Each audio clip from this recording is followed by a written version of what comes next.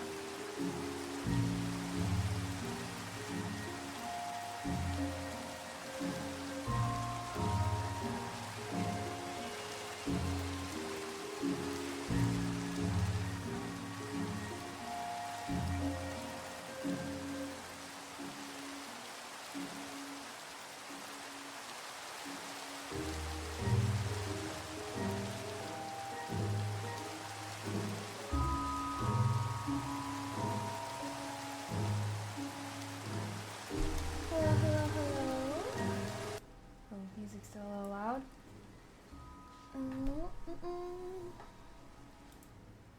Hi guys. Let me say hi to everyone. Hi Jamil. Hi Tech. Hi Leonardo. Hi Pezable. Hi Black Mamba. Hi Robot Rob. Hi Alejandrolo. Hi NYC. Hi Free Miski. Hello guys. How are you doing today? Hi Randall. I'm doing pretty good. Well, I kind of had a big grind day today. Why am I so blue? This looks. Come on. Color adjust. So, why am I looking so blue? Maybe my light is. Okay. Maybe that worked. Hi Gabra. Turn it back up. Can you guys not hear it anymore? I feel like this music is like so. It's loud at certain moments and then it's quiet at other moments. But yeah, I kind of had a productive day since I'm going to be going to San Diego tomorrow. I basically had to do like my Monday focus stream, but today.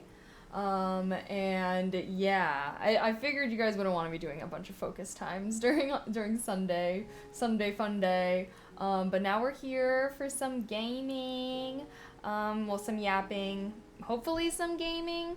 I was actually watching some streamers playing Mega Bonk, and I'm kind of intrigued. You're going away for a while, just a couple days. Literally just just Monday through Wednesday. And I'm coming back like Wednesday kind of early-ish. I don't want to promise a stream though, because I'm like, I will probably be recovering from shenanigans. But one of my friends, for her B-day, she wanted to like go to San Diego for like literally a few days, so a super short trip. It's like a mini trip. I feel like it's not like a whole trip, but yeah, San Diego, I feel like it's like that's the one thing about living in LA. I feel like there's like lots of like places within driving distance that you can go if you just want to go somewhere for a couple days. We're all gonna pile into a hotel room and whatnot. That's the vibe. But yeah, Megabonk is addicting. Yeah, I was watching Amuru play it. Oh my god, I think she's literally still alive playing it. Yeah. And it looked I don't even know what the vibe is though. So I was gonna investigate, but it's only $10. So I was like, if you guys want, we could play this Mega Bonk game. Someone was bringing it up. Who was saying that I should play? I can't remember. Someone was though, and now I'm intrigued. What is the game like though? Because every time I watch a stream of like someone that's playing it, it just looks so crazy. Like I can't even tell what's going on. I have to go to California one day. Yeah, it's a great place to visit for sure. There's so much to do here. Lots of big cities, I feel like. It's like Vampire Survivors on crack. Well, I've never played Vampire Survivors, so it's like, wait, it's a bullet hell game. It's a roguelite bullet hell game. I genuinely have no idea what that means. Bullet hell? It definitely, I mean, it looked like they were fighting with a sword. Are you shooting? It didn't seem like it was shooting. It seemed like it was like swinging your sword. I went to San Diego a couple weeks ago and all I could smell was the dog pee on the sidewalks. LOL. Fair enough. I feel like San Diego's honestly like pretty nice when I've gone. So I don't remember smelling any dog piss. Maybe you were just in a dog piss area. Dog piss central for whatever reason. Maybe like they just finished having a dog pissing party actually before you got there. But I'm just kidding. Yeah, I feel like when I went to San Diego, like when was I there last? I think last year for TwitchCon was probably the most recent time, and then I'm gonna go there again for this year's TwitchCon.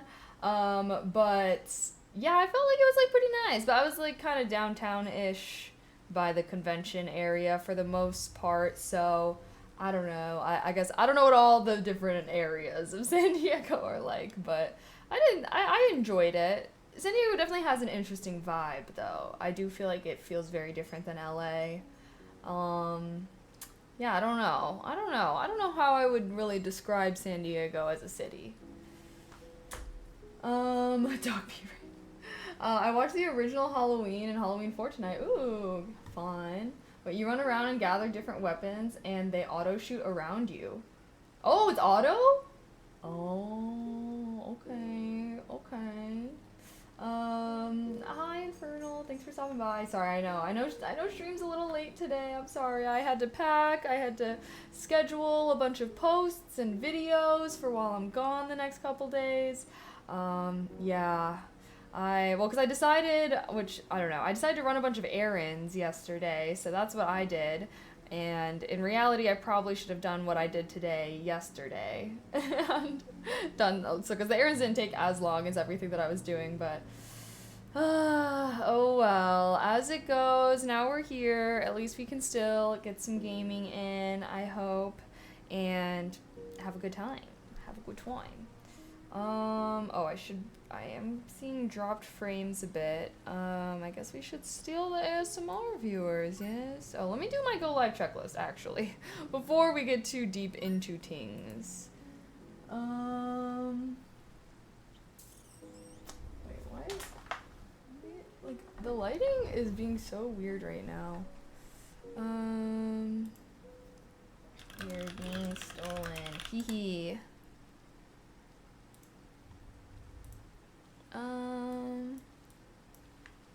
Boom, boom, boom. Okay, and then, oh, I did post on my streamer Instagram. I posted my Viking pics. Sorry, I'm gonna look really blue.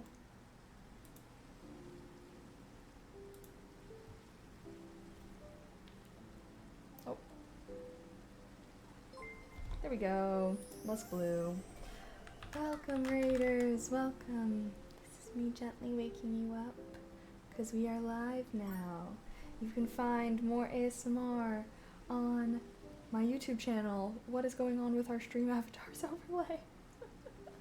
What the heck was that? But hello, hello, hello. Oh my gosh, how is the stream lagging even more?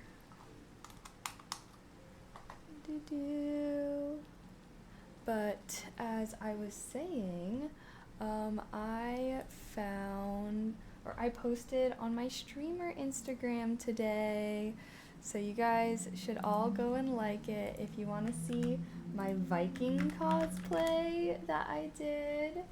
I would totes appreciate that.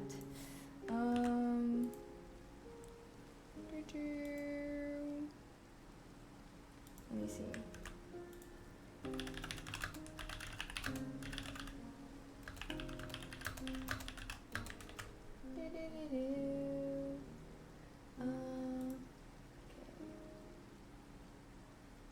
Oh, why did I?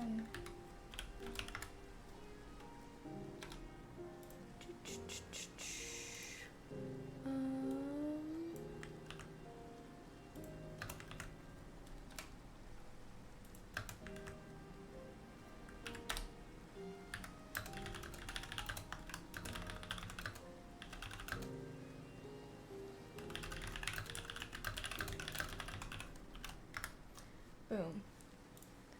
Okay. Well,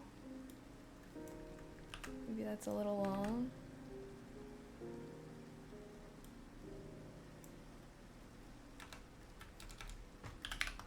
Dun dun dun dun.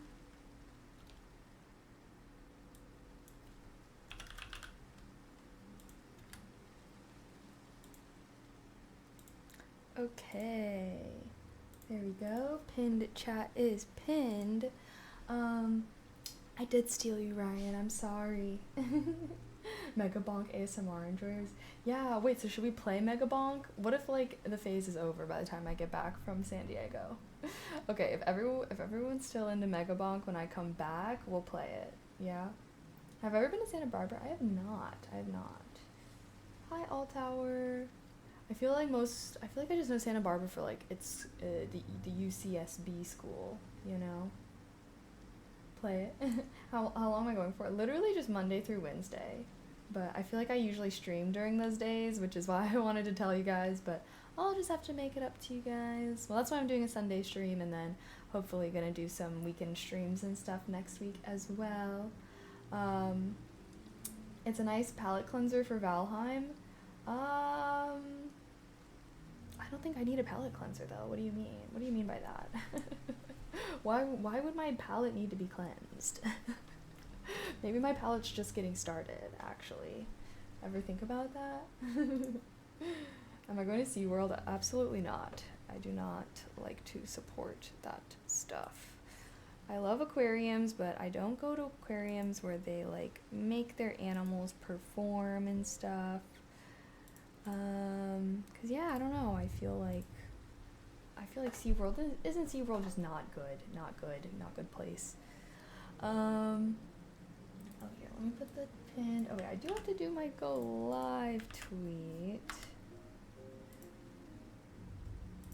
Boom. Oh shit. There we go.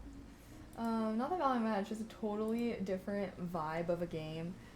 Well, you know, really makes me I think I just like the fact that it's a fantasy theme. I feel like when you guys should have led with that. Oh, it's fantasy vibes. I would have been more into it. But yeah, I don't know if I'll like it, but I mean, it's only $10, so I feel like we can try it out for a stream one of these days. It piqued my interest after watching a little bit of the playthrough. I don't know if you're catching my drift. Shishu coming to SD. I'm from SD. Hey, yeah, I've been to San Diego bunches of times, honestly. And I'm gonna be going back there for TwitchCon. So, yay. Okay. Sorry, let me post my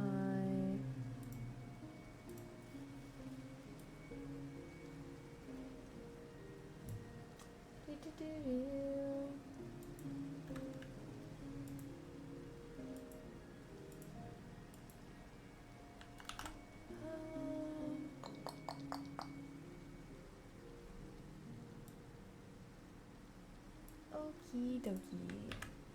Sorry, trying to find a good frame.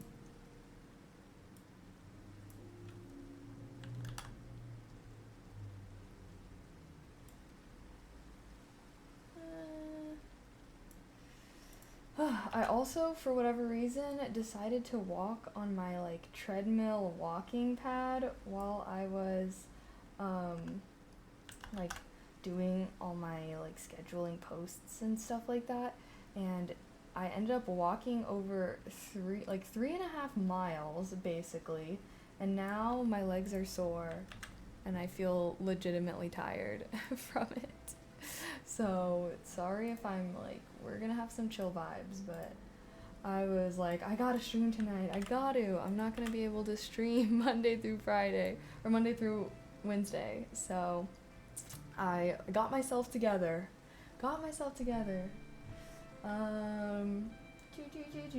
You could be in a God of War game, LOL. Oh my gosh. I actually have the God of War game. I want us to play that at some point also. Hi Elite, hi Life Wells, hi Daves. You seem to be really enjoying the game. I definitely am. I'm also really enjoying my friends playing with me, so I'm like, I kind of want to play this game until my friends get sick of it, because I've never really played a game with friends like this. So that's definitely been a lot of fun for me, is like playing with them. Okay, let me...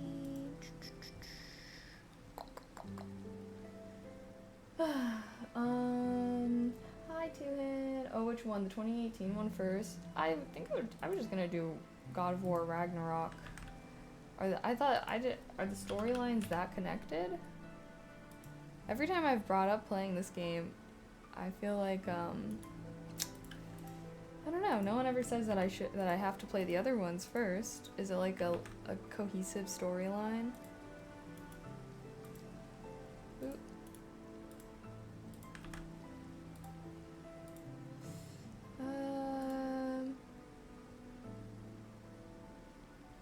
Okay.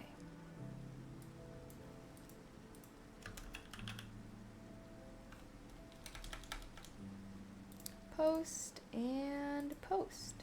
Okay, pin chat is pinned, go live tweet is tweeted, ASMR viewers are stolen. I think we're all good now.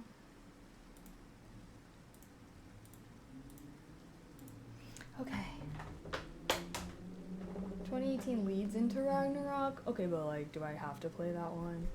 I'm not gonna lie, the type of game that this is, I'm not completely sure I would like, so that's why I'm like, okay, I'll play this one, because everyone says the storyline is really good, so I do really want to play that one, but I don't want to play the first one and then like not like it, so then I never bother getting to the one I do want to play. Like, if it's not super important to it, right? Like, I don't know, because what isn't it kind of like Souls-like-ish a little bit? I don't know. It was like went on sale though. Do I have it? I think I have it. Let me look. But it was on sale. And where is it? Oh yeah. Oh wait, I think I just have God of War. Maybe it's not God of War Ragnarok that I have. Oh wait, I just have God of War. I have the 2022 one. What's the other one? It's not even like coming up. Oh, God of War Ragnarok 2024. Wait, there's like multiple kinds? Okay, well, looks like the one that I got was just God of War, not God of War Ragnarok. Wait, now I'm all confused. So which one is the good one? Which one is the one that everyone be hyping? 2022 is Ragnarok. You can probably watch a video that summarizes the main plot points so you're not confused skipping your... Well, yeah, sorry. I guess I have just God of War. The 2018 one... What? I don't even see the 2018 one. I just have God of War and it says 2022. I think I have the one that you're talking about because I'm not seeing any 2018 ones. I have God of War. It looks like there's God of War and God of War Ragnarok. And I have God of War.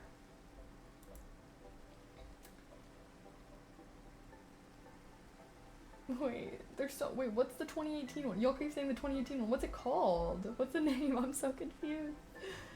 Hi Kang, hello, how are you? Both are good. Okay. So... Hi Sissel. Yeah, you have the first one, it sounds like. Yeah, because when I searched God of War, only 2 came up, and it was God of War and God of War Ragnarok. 2018 one, well, on Steam it says it was released in 2022. Maybe it came out in console in 2018 and then they put it onto Steam in 2022. Yes, we had the exact same thought, Shinobi. I think that's what's going on here because I have God of War and not God of War Ragnarok. And even though it says it came out in 2022, but I guess if you guys are saying it's 2018, maybe they just had like multiple versions. Hi Morris, hello. So thirsty. Do they mean the very first one? Who? Who is they? Sorry for the confusion. I'm very confused right now, I'll admit it. God of War is good. I started Ragnarok but didn't get far. Okay. Well, I have God of War, and if we like God of War good enough, then we can play God of War Ragnarok, perhaps. But yeah, I don't really know what kind of game it is. So I just heard the storyline is really good, and that there's like a storyline mode you could play if you don't want to like be sweating it. And I was like, maybe. I'm just not like a Souls-like type of gamer. Like, let me see, what is it? How is it describing this game?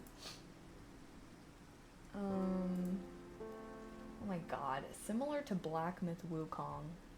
Hell nah, but also to Oblivion. What?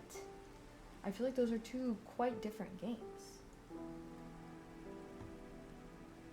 Is it just saying that because of like Norse mythology inspiration?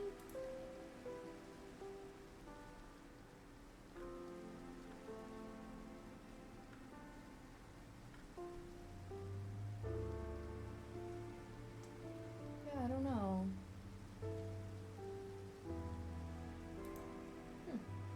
You will like the storyline. Greek gods. Greek gods? I thought it was Norse gods.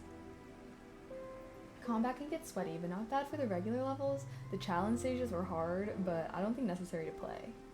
Interesting. Can I say something about the setting in which the games are taking place in? Would that be too spoilery? I don't know. Would it be? Like, I don't know. I guess to your judgment if you think it would be. I don't mind like I guess if it has to do with like the storyline or something, maybe not. I feel like normally I'm always like, oh, you guys can feel free to like spoil game mechanics or like things within the game, but like not like anything that has to do with like the storyline. I try to avoid spoilers with that stuff because I do like to like experience the storyline as I'm playing it, which I would say is my main motivator for playing it. But if you guys are like, oh, there's this weapon that you can unlock or something like that, like I don't really care about that kind of like spoilers, you know? But I feel like I just think of spoilers as like storyline or world, like lore stuff. But like mechanics wise, I feel like that's where I'm like, oh, I don't really care if you guys tell me that stuff. So I don't know, I guess your call. It is not similar to Black Myth, and if you actually want to play it on story mode, you won't struggle at all. Yeah, well, we won't start on that mode. That's only like if it gets desperate, because I know after we played Black Myth Wukong, I was like, I never want to play like a sweaty ass game like this again. Like I just love games that have like a really good storyline and graphics and stuff like that. But I don't know, I'm not built to be like a Souls-like player of games. Like I just won't have fun. So if I'm gonna play a game for you guys, obviously I want to have fun, so we're all having some good vibes, you know? This is Greek, but Ragnarok is Norse, I think. Oh, the God of War was set in Greek mythology, and now it's, oh, wait, that's so interesting. I wonder how they did that. Now I'm very intrigued. I'm quite intrigued. God of War has reasonably difficult combat, but probably not as difficult as Wukong. Oh, not as difficult as Wukong? Well, we did beat Wukong, and we got the secret ending, which almost killed me to get. We literally had a 10-hour stream where I did nothing but fight the final boss for 10 hours straight, and I literally almost had a mental breakdown. And yeah, I felt very good after I finished it, but not... like, see, that's the reason why I can't really play those types of games, is because, like, sure, I do get, you know, joy when I beat them, but it's more like relief, I guess. Like, I don't feel like I get as much joy as, like, my joy when I beat the boss is like, yay, versus my rage the entire time I'm fighting the boss is like, ugh. Like, I don't know, like, I don't feel like I get enough joy from beating it to justify how, like, pissed off I get when I'm fighting them. I don't know why. It just is like, finally. Like, that's how I feel. Like, I don't even feel like... So that's why I was like, okay, I think that these types of games, I gave it my all in Black Myth Wukong. I literally gave it my all. Both God of War and Ragnarok are Norse. Oh. IDK. 1 through 3 was in Greek mythology. In 2018, the year is Norse mythology, so 2018 is most relevant to play with Ragnarok. 2018. You mean God of War, right? The original 3 mainline God of War games were Greek. They are older games on PS2 to 3. I don't think they have the older ones on Steam. Wukong is definitely the easiest Souls-like. Last 2 God of Wars are as hard as Dark Souls. Give me God of War mode. Oh, see, okay, yes. I mean, that's why I was able to play Wukong, first of all, is because it's not like hardcore Souls-like. It's like people were calling it easy, like an easy version, which is probably why I could beat it, because we tried to play I tried to play Elden Ring. Didn't work out for me. I'm just not that type of gamer. I wish I was. 10-hour bosses will change you. Oh my god, no, for real. Also, hi Rango, how are you? But yeah, no, it did change me. It changed me by making me decide that I never want to play those types of games ever again. Like, maybe if I could play it with a friend or something like that, because I know, like, there was, like, some kind of co-op mod you could do for Elden Ring, so I thought about doing that, but, like, I mean, y'all know me at this point. Like, I'm just not I'm not a sweaty gamer. I'm a cozy gamer. I can building for 10 hours straight on Valheim or like survival craft games, like, like fighting the same boss for 10 hours straight and like those types of games. Oh my god, no. No, no, no. Like I feel like that's why I like survival craft games, because even though like they're not hard, I feel like they are pretty grindy. So as long as you work on like as long as you play the game and you're like working towards things, like I feel like it's very rewarding. And like I don't know, I guess that's kind of like yeah, I don't know, I guess I like that. Like I like, you know, working so long on like building our new base, and then like afterwards I'm like, wow, I can visually see all my hard work. It's very satisfying. Versus I feel like games that are like soul, I don't know, it's just like, okay, now on to the next hard boss. Like like I don't know. I feel like it's not a good reward. Um the first 5 to 6 games in the God of War franchise are set in Greek mythology and from 2018. Interesting. I used to be super obsessed with Greek mythology, but I don't actually know as much about Norse. I mean, I feel like a little bit, maybe. I definitely feel like Skyrim and Oblivion and like those types of games have definitely introduced. I feel like we've been playing a lot of Viking core games for some reason. Um, so I loved those, and obviously like Thor and Loki. Like I feel like I know a little bit of Norse mythology, but not as much as I would say I know about Greek mythology for sure. Which, oh my gosh, that actually does remind me. Word of the day. We need a new word of the day. Oh gosh, do I have any ideas for me? You were totally gonna lose hair playing Elden Ring. Wukong, you did amazing and that annoyed you. Yeah. You just like building a house. I mean, I wish I could build a house like that IRL. Like, bro, if I could build myself a house similar to like how I can build in like Valheim or whatever, like that would be my full-time job. I wish I could do that. Unfortunately, building a house is not like how it is in video games, but that'd be so cool, and then I could build really cool houses for people. I will say, when I saw that World of Warcraft added houses, I was like, do I re-download? And then I remembered that World of Warcraft has a prescription. Oh, one of the ghosts on the bottom. Oh, yes, stream avatars. I actually used to use stream avatars all the time. I feel like I don't really use it as much anymore, but we're reviving them because I have a little ghosty theme, and you guys are. It's for my subs. All my subbies are little ghosties on stream. So if you are a subscriber and you want your little ghost guy, you just have to talk, and then I think your ghost stays up for like 90 seconds, and then like you'll see if someone like talks, it'll like have a little speech bubble on them. They're so cute. But I really want to like set it up so that they could be like little mage guys, because I used to have it as like little Kalians, you know. And now that we've done our rebrand, I need to figure out how to like change the templates. Like this one was obviously super easy to add because like all of you guys are the same. But if you guys remember the other stream avatars I used to have, they were like customizable. So I wanted to make like mage themed ones for our mage theme that we got. But it was really complicated to make your own avatars, so I never really got around to that. Am I doing TwitchCon this year? Yes, I am. I will be going to TwitchCon. So yeah, I'm going to San Diego like tomorrow through Wednesday.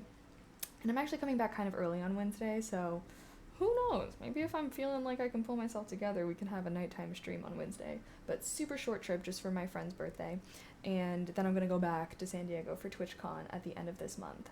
So I was really thinking about doing a spookathon like a spookathon, like a subathon, but spooky Halloween vibes this month. But since we have like TwitchCon and everything, I feel like I don't know.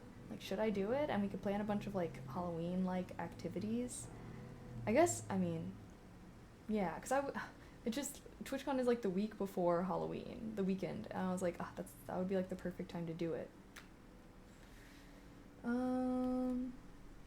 Me like spooky-thon. Yeah, I feel like it would be fun because then we could do like different costumes every day and like play a bunch of different scary games, and I don't know, I felt like it was good because I felt bad I didn't do one in September, but I feel like everyone does one in September, I guess it's like September. But now that Twitch makes it so that you can just like have your own sub discounts and stuff like that, I was like, maybe I should. Plus I have so many costumes and there's so many games that I want to play, so I feel like this would be like a really fun way to like get into it. Whose B-Day is it? Anyone we know? It's my friend Janessa. I don't know if she's been on stream before. I definitely have like posted pictures with her and stuff on Instagram probably, but yeah, it's my friend Janessa. But I don't think she's really been on stream. Oh my gosh, Jason! Thank you so much for gifting 5 subs. I appreciate that. Thank you, thank you, thank you. Mwah. Heart, heart, heart. Let's get this pre-SD trip party started. I'm partying. I'm partying. Sorry. Kind of weird. Okay. Awkward, weird vibes. Hashtag weird girl vibes here. But thank you so much. OMG. Hello. I didn't see yours. Yeah, I enjoy playing my games, not getting rage baited by repetitive boss mechanics. Yes, I think that's why I don't like Souls games, is because I don't like that they're repetitive. Like, I prefer playing games where it's like, you either succeed or you fail. And if you fail, there's consequences. There's not just like, oh, try this thing a million times until you get it right. I prefer it's like, because like that's how, like, I would say Baldur's Gate 3 is, for example. I don't know, pulling an example off the top of my head, but like, whether you do well in a fight or do badly, like, can still go on. You're just gonna have like a different outcome, which I feel like is personally my vibe, you know. Do y'all ever have a giant bowl of pasta and feel like you're gonna explode after? You might be lactose intolerant or something if it was like a creamy dairy-based sauce. SD equals South Dakota or San Diego. Sorry, San Diego. My title was already really long, so I truncated it. Consequence games, you say? Story-rich games included in that? Yes. No, that's literally why I'm thinking about playing God of War. And I'm like, low-key, like, if I'm struggling too much in the fighting, like, I would literally just play on the story mode, because I love storyline games. I feel like that's definitely one of my favorite types of games. So I always get kind of bummed whenever there's like like games that have like a really cool story, but like they're also insanely hard, because I'm like, damn, like I want it. Like that's how I feel about Elden Ring. Oh my god, like whenever I see people, like to this day I'll still like kind of avoid Elden Ring storyline spoilers and stuff like that.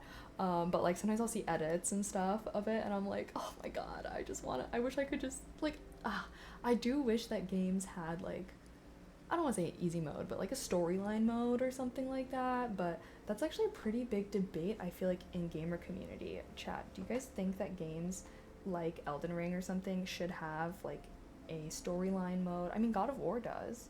That was part of its appeal to me, because I feel like there's some people who are like, no, that completely changes the type of game it is. If you can't play at a certain skill level, you shouldn't get to experience the storyline. And I'm like, damn, for real? I was like seeing people say all that stuff online, like about Elden Ring and whatnot, and I was like, oh, like, I don't know, I feel like I don't agree with that, but obviously that's because I'm not like a super sweaty gamer. Until Dawn might interest you? I played Until Dawn last Halloween season, so it was good. I enjoyed it. I actually have my Until Dawn gameplay up on my gaming YouTube actually, so if anyone wants, aiming, lol, I missed the G. God of War only has a story mode.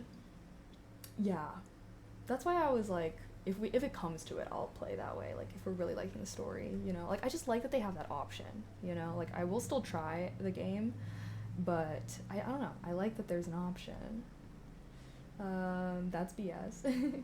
Dark Souls has always been brutal, lol. I know, but like I feel like they have really cool stories. Does she look Filipino but is not Filipino, or am I thinking of someone else? She is Hispanic, so I don't know. Did I ever play Little Hope? No, I haven't. Ghosted Yotai has been pretty fun so far. Okay, well, so chat, should I do a spookathon? Will you guys come, or am I gonna be one of those streamers that's super humiliating and does like a subathon and that it ends in like 10 minutes because nobody cares? Who would you guys come if I do a spookathon or play Silent Hill F? Yes, like that's for sure a game I think I would want to play on my like if we did that. But I do want to play some Silent Hill F. I think we could play like some Dead by Daylight. I don't know, we can like really go and look for some good scary games. I'd hang out. Hey, at least, you know, well, because I'm like, should I just do it after TwitchCon or before TwitchCon?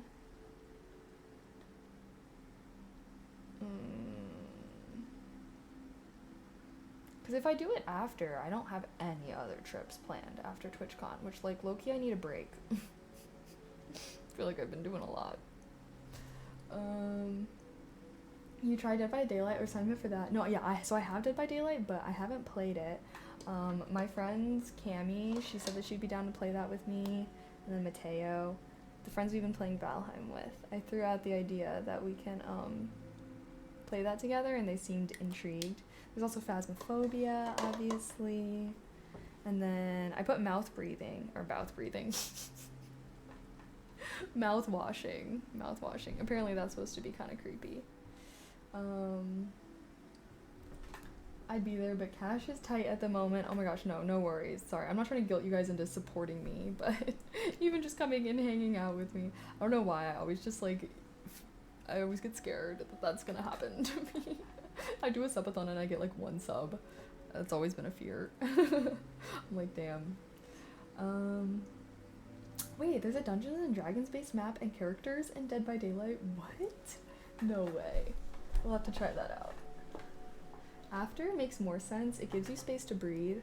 I think so too, because then, like, I just feel like I'd be really stressed if I tried to do it before TwitchCon, you know? But then it's like Spookathon. I don't know. Then it's just, I only have like a week of spooky season. And then, so I would like, because I'm not even coming back until like Monday. And then I would like only have a couple days till Halloween. I don't know. I'll think about it, honestly. I might end up just doing it like the week before, and then if it goes long enough, I don't know, I can like pause it for TwitchCon weekend and then do it the week leading up to Halloween. Just because I feel like if I want to do a bunch of spooky stuff, like, I don't know. I'll have to think about it. Yeah, Spookthon is fun. Yeah, we can do like different costume each day, do like some really fun makeup and stuff like that. After is good. If it makes it to November, then you can incorporate Nightmare Before Christmas. Ooh. Yeah, it might.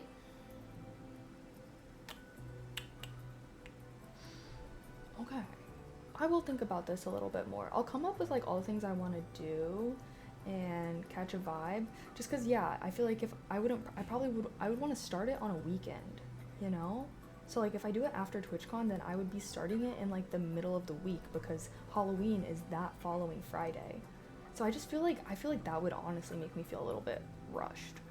Like, you know? So I might start it like the weekend before TwitchCon, and then if it like goes to TwitchCon, I'll like just take those days off and I'll be like upfront about it, you know, and then continue if there's time on timer, like continue it after I come back, and then we would still have more time before Halloween. Okay. Either way, I'm down. Okay, yay! Yeah, I'll definitely keep you guys updated, but as of right now, I'm just gonna go on this little birthday trip with my friends, and maybe we can like talk more about it when I come back and actually plan. And I've already like got a bunch of the activities and stuff that we brainstormed the other time. So yeah, okay, I'm excited. If you guys are down, I'm down. Why not? I've been streaming a lot anyways, I feel like. Nick Charfed, I'm surprised you hopped on late. Yeah, I know. I was like, I had to do a little bit of a stream before saying bye. How are the bunnies? Bunnies are good. They're good. Very cute, very round, very fluffy. The huge. Cool, I like San Diego a lot. Yeah, I know, I like San Diego a lot too. Hopefully I can do some IRL streams with Claire. I know she's got her phone, her little setup. I would love if we could just stream to both of our channels at the same time. That would be amazing. But yeah, okay, I just realized, should I text my friends? Or message them on Discord?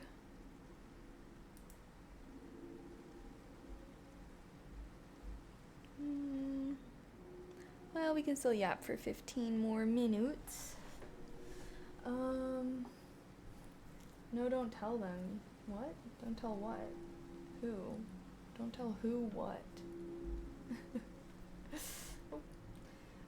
Need to see Kaylee play Call of Duty Zombies for Halloween? I'm kidding, please don't yell. That's like the only part of Call of Duty I've actually played before is Zombies. and it was pretty fun. It was alright. It was as fun as a shooter could be. Okay, where can we suggest games for Halloween? In my Discord server. If you want to, you can put it in the there should be a streams suggestions, or you can put it in the games one. If you put it in general, it might get lost in the sauce. That's why I'm like, put it in one of the other, like, either in the suggestions or in the gaming channel.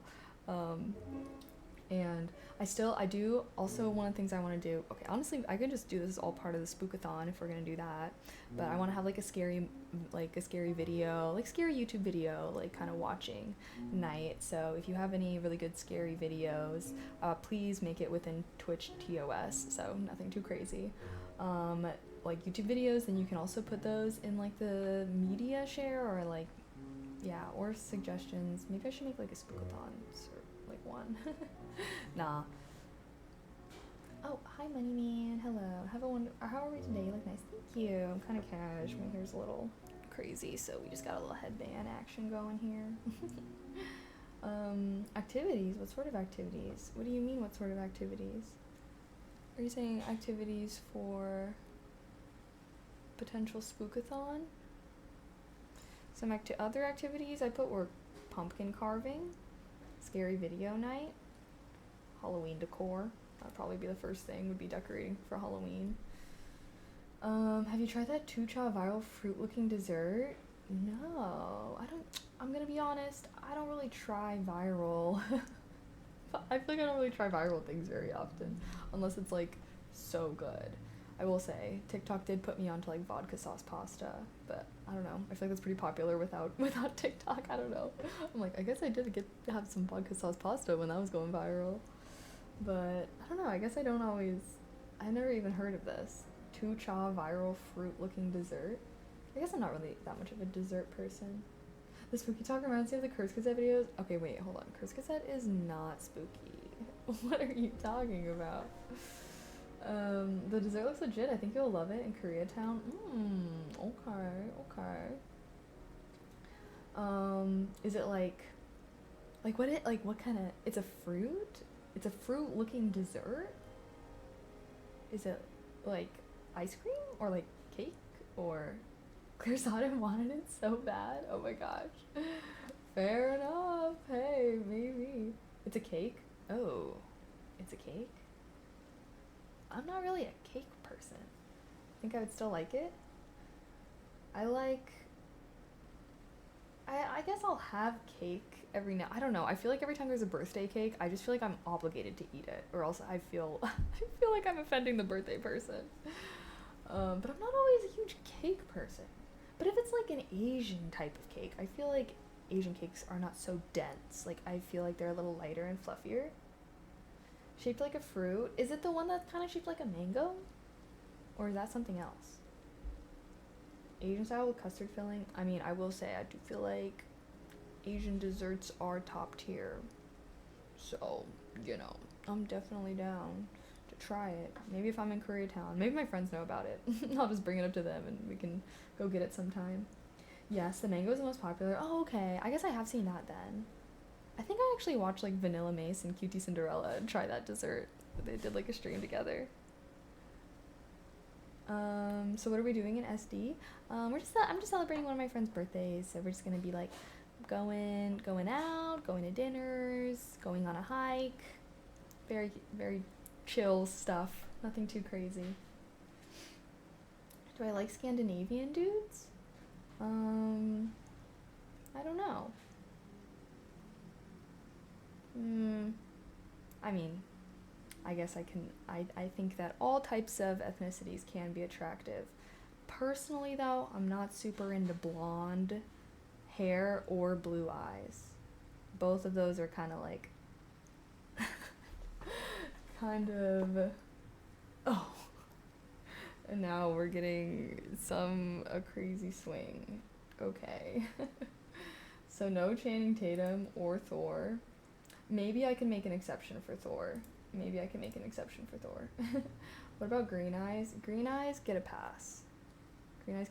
Although I do find that, I don't know, I guess I can't speak for girls with green eyes, but guys with green eyes are always like, Like, I don't know, I feel like they get a lot of compliments on their eyes, and I think that's why, like, I don't know, I personally, I like brown eyes the most. I've always liked brown eyes the most. Like, I just feel like they look so warm and welcoming. Like, sometimes I just feel like light colored eyes, like, are a little scary. And I do feel like a lot of people that have light colored eyes, not all people, but like some people, like I don't know, like they got an ego for it, which I can't. That's why I never feel bad when I say, oh, I don't really like guys that have light colored eyes, because I feel like they do get a lot of attention from girls and probably a lot of compliments from girls about their eyes, and good for them. Like, I feel like they have enough fans. Okay, I'm gonna stay strong with my brown eye squad.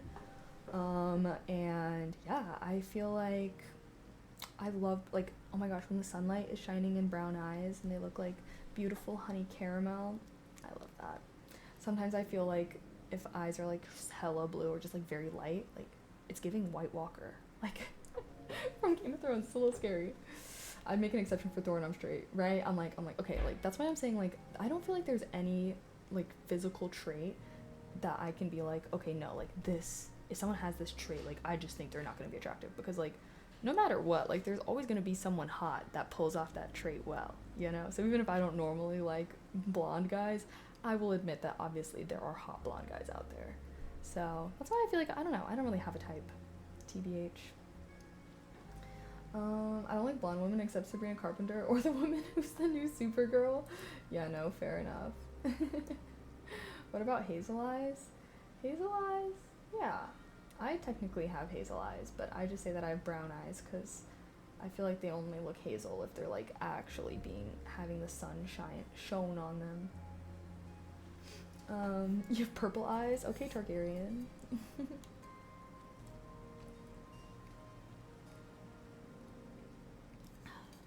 Is blonde hair on guys not attractive in your opinion?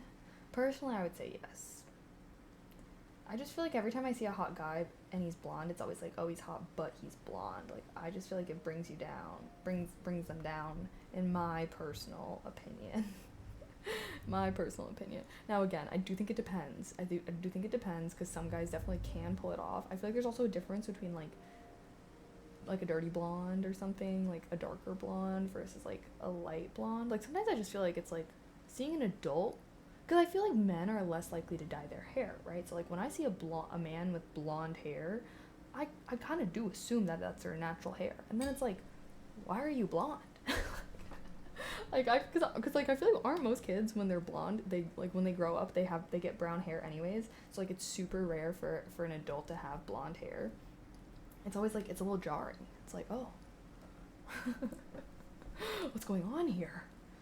You know, everyone with blue eyes shares a common ancestor going back 10 to 12,000 years to Denmark. I have blue eyes and found out I'm actually 2% Danish. Oh, interesting.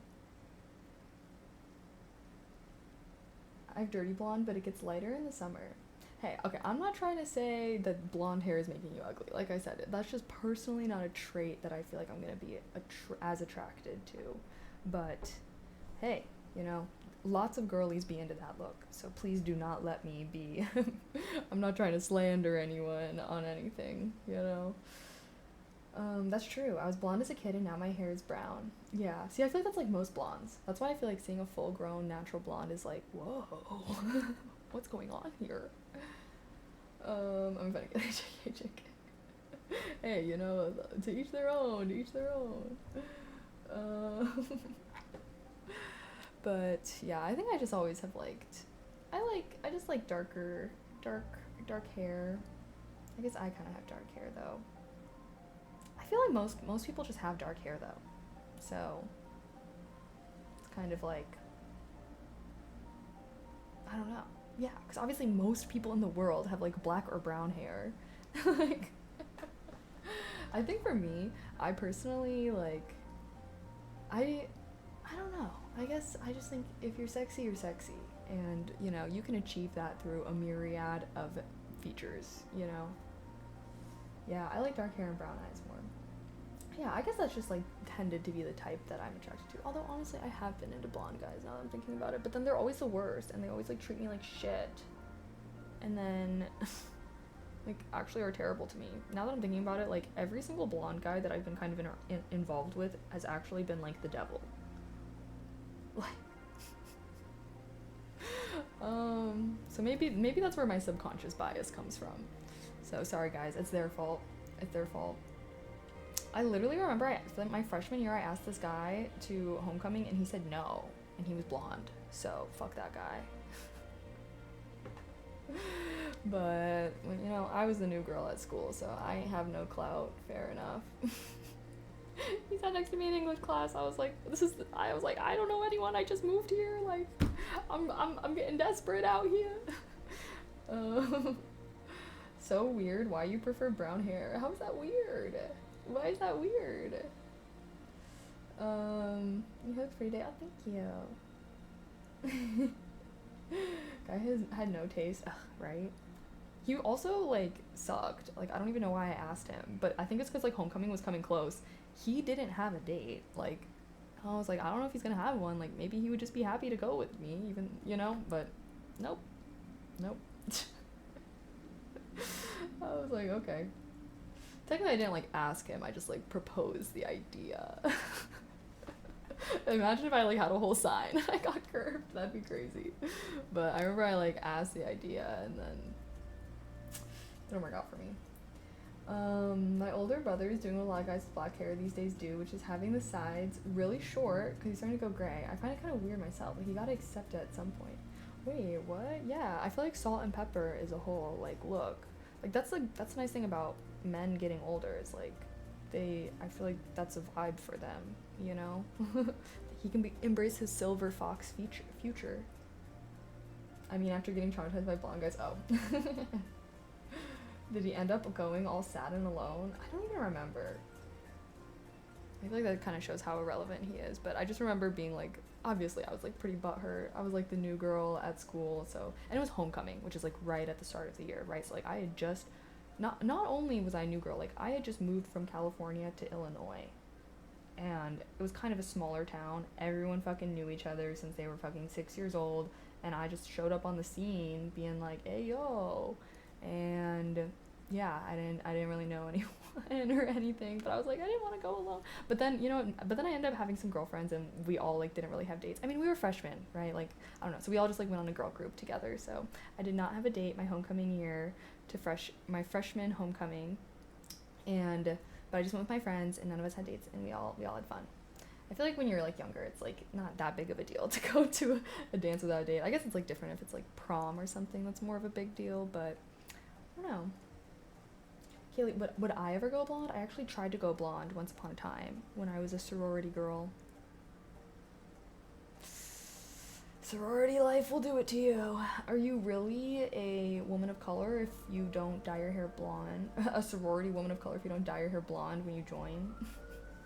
But yeah, you can like probably honestly find pictures on my Instagram like when my hair was blonde, and then after but then it like fucked up my hair, and obviously like my hair is like, you guys can see like my natural hair is very dark, so I had to like bleach it hella to get it to be blonde, and it looked terrible.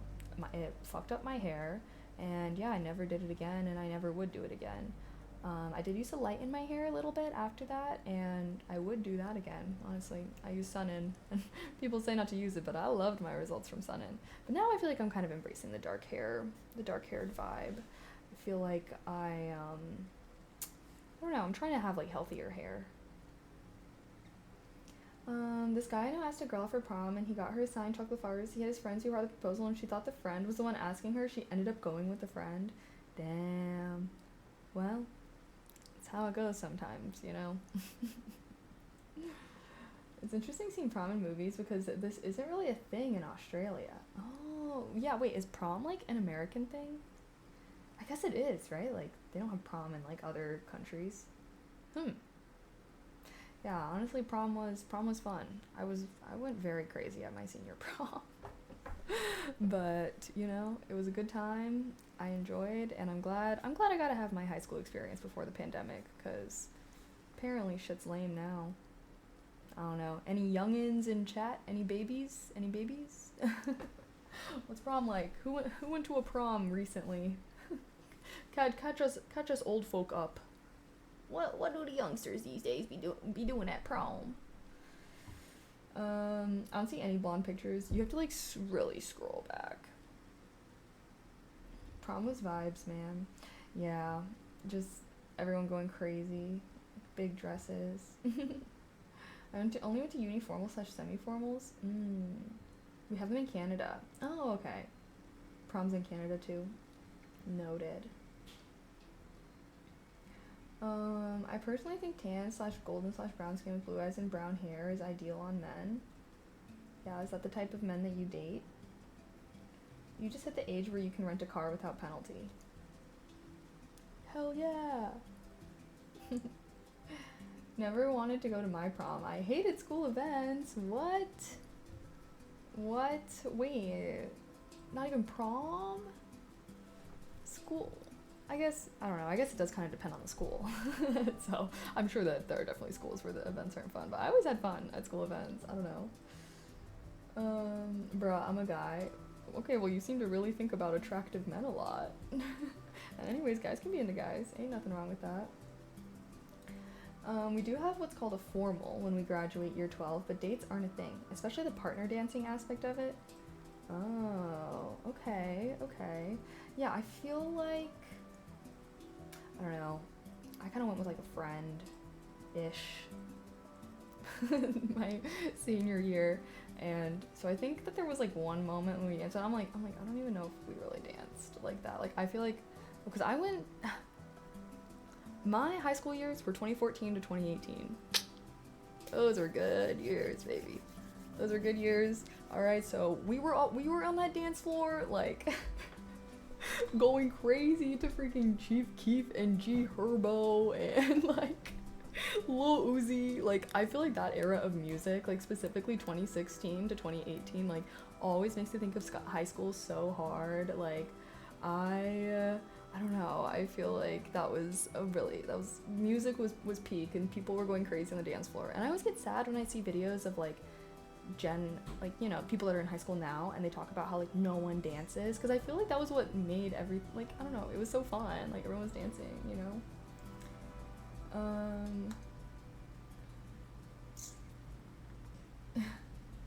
Bros in the closet.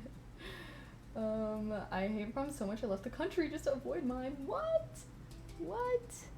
I mean, I guess I understand that stuff's not for everyone, but I feel like it's one of those things where it's like, I don't know, you should just go. Like, you only get prom one time in your life, you know? Like, go for the memes, go for the vibes.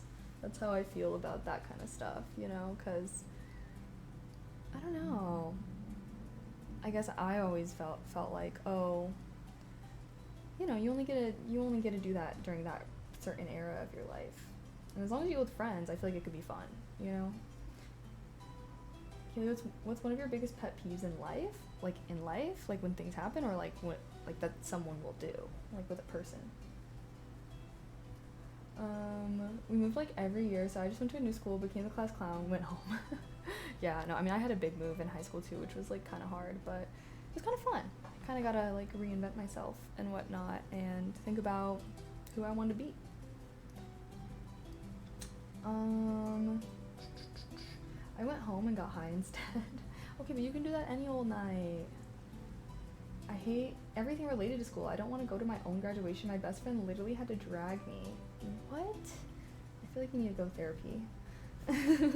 That sounds like you're always talking about addition classes. You might need to investigate some therapy, because you do have some really deep set negative beliefs around school. Maybe it all goes back to some crazy teacher you had. Okay, screw her. Don't let her make you hate school. School is great. It is a blessing to be able to get an education nowadays. I don't know. I love school though, so I'm very opposite of you. It's like, yes, there's annoying people at school. Yes, there's annoying teachers, but like, I feel #blessed to live in a time where I can like learn about so many different subjects for free at a public school, right? Like, I don't know. Obviously in college you do have to pay for, but regardless, I've always felt like learning was fun and cool. Definitely spoiled with the era of music we had during the dances. Yeah, I don't really like listen to a ton of new songs nowadays. Like, I found myself going back and listening to older music a lot now. How are you guys feeling? I started walking again and outdoor allergies got me. Fair. I also did some walking on my walking pad today. Um, the dynamics of high school were so funny. Very true. The groups, the laughs, the awkwardness, the relationships. Yes, I know. There were definitely a lot of like stupid things that I cared about in high school that obviously I would not care about today. um, yeah, if I tell you why I hate school so much, you would immediately understand why. I was in a French system. Oh god, the French. Bro, school sucks ass like hell. Am I gonna be grateful for school? What? Like hell are you gonna be grateful for school? What? I mean, what? Sorry, I'm like so shook by this. What you like so much about school? Because you were 15. I don't think you would have cared about learning. First of all, I've cared about learning my whole life. Fun fact, I am half Asian, so. But like genuinely, I will say I do think it all goes back to like when I was a kid and wasn't exactly having the best time at home, so I loved going to school because then I can get away from what was happening at home. And so school kind of became my safe space. I always loved going to school and when I was younger, and then obviously like, you know, I was like in the gifted program, #xgiftedkids or whatever, right? So I feel like also when you get praised for good grades, it kind of makes you like school even more, you know. And then I was just like on my nerd shit, like I was grinding, working my ass off in school because my thought was like, okay, if I want to get out of this shitty home situation, like I need to get a good job, which means I need to get into a good college, which means I need to get good grades. So I was like crazy about having good grades. And I had like 3.9 GPA. I got 1B my entire high school career, and it was because of a bitch ass teacher. And I had 89 point something percent, and I asked her to round it up, and she fucking didn't. I hated her.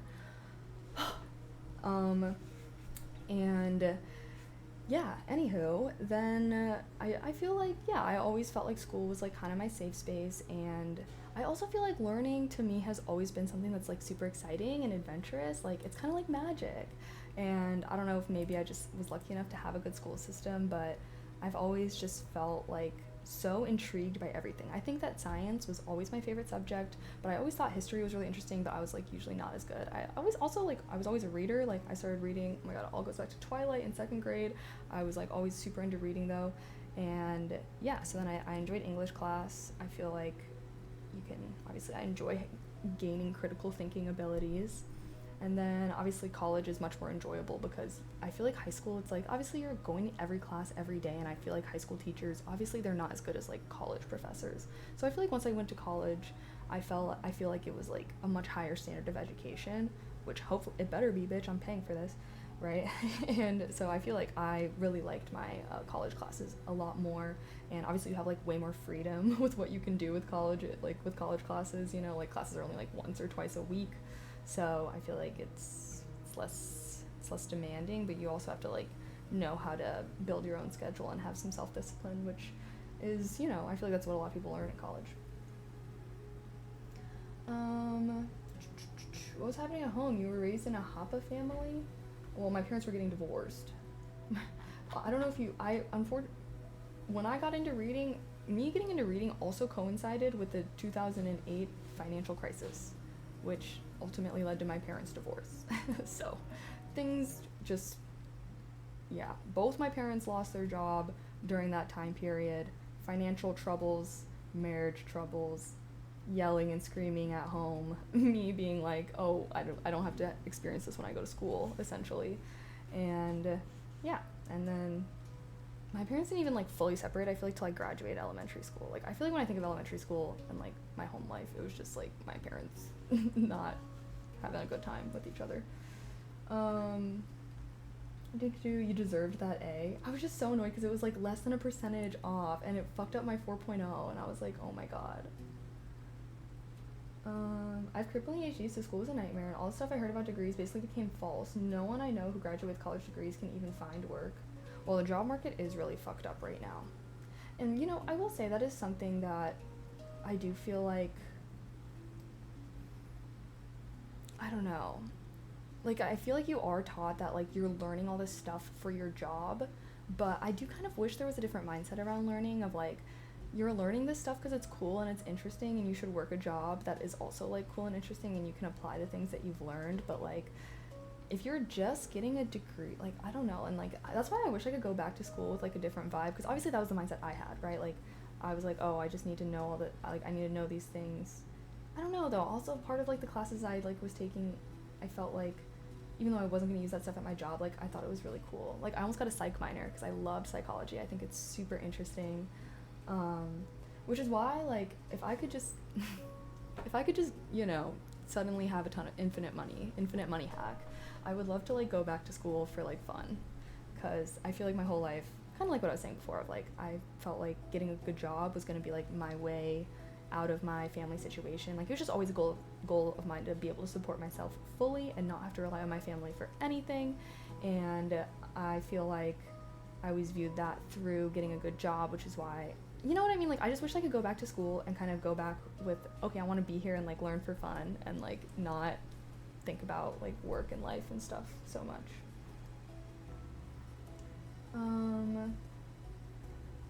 I always liked learning. It was the wannabe bullies that made it suck for me. I got all A's in advanced classes, then handed out some KOs. Hell yeah, honestly, life's all about balance. Yin and yang.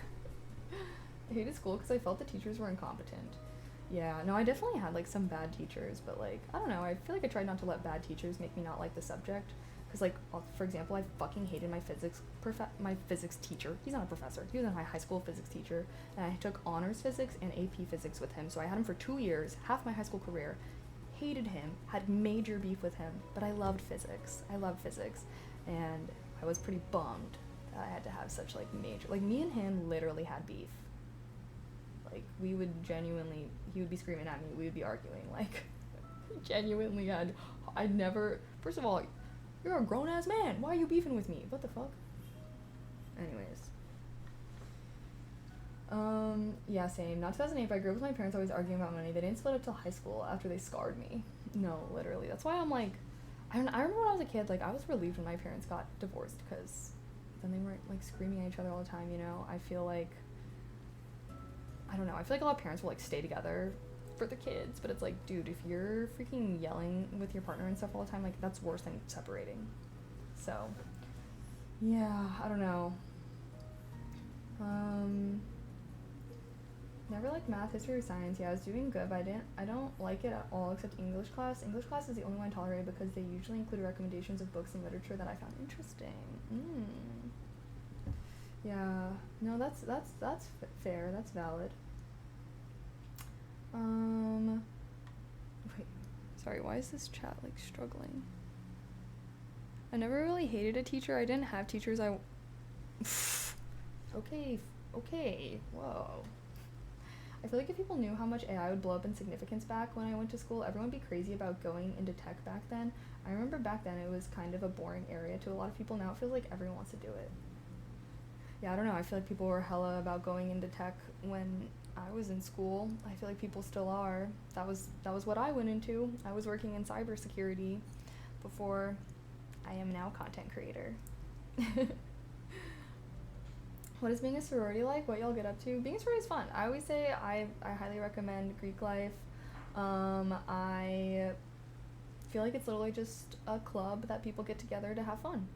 So a lot of my friends, honestly though, there ended up being like crazy drama, but luckily the pandemic happened my sophomore year of, well, not luckily, I was pretty bummed when it happened, but the pandemic happened my sophomore year of college when I was living in the sorority house, literally, which I was glad because then I was able to move out, which normally you wouldn't have been able to do that. But yeah, it was fun, honestly. It was literally just like having fun events and parties, and I was the philanthropy chair, so I also got to organize a lot of like philanthropy events and fundraising and stuff like that.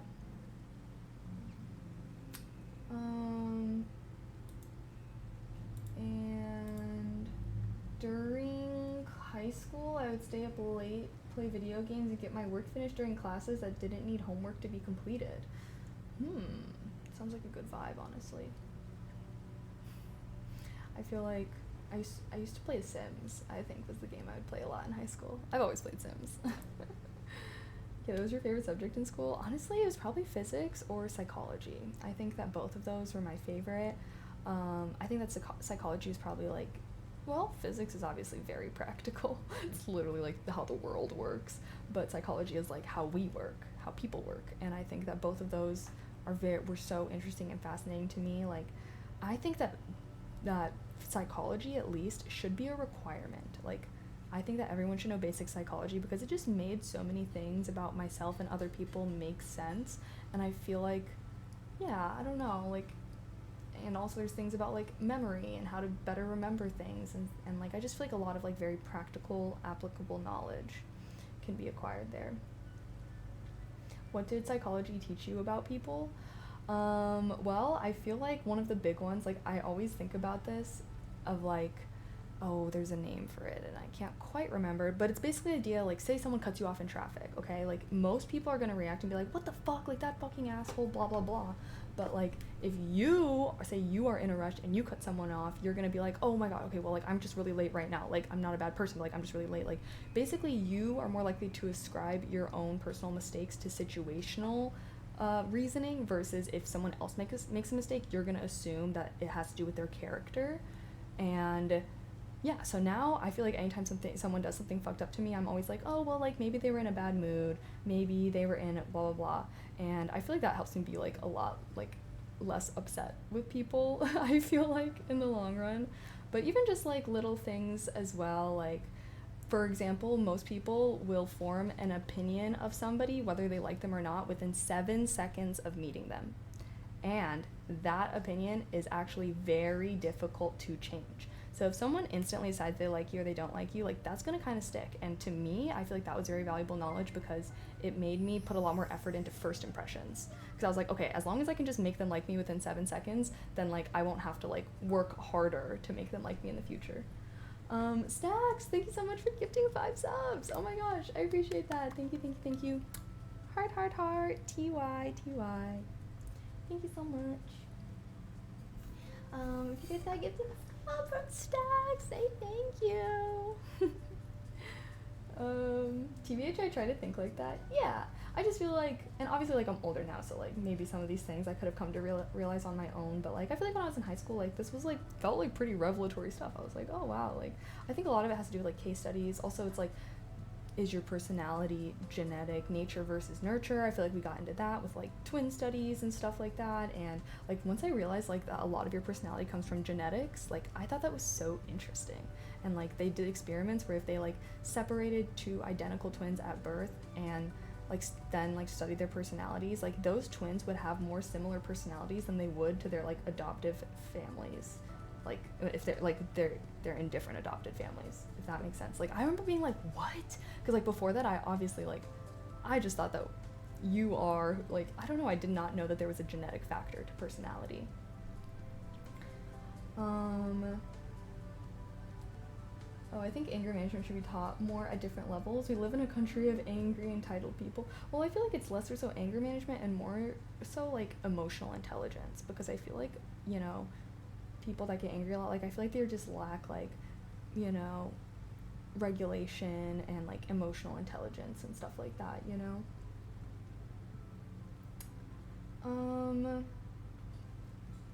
I'm good at ruining my first impressions. It's hard to make a good first impression, you know? A lot goes into it.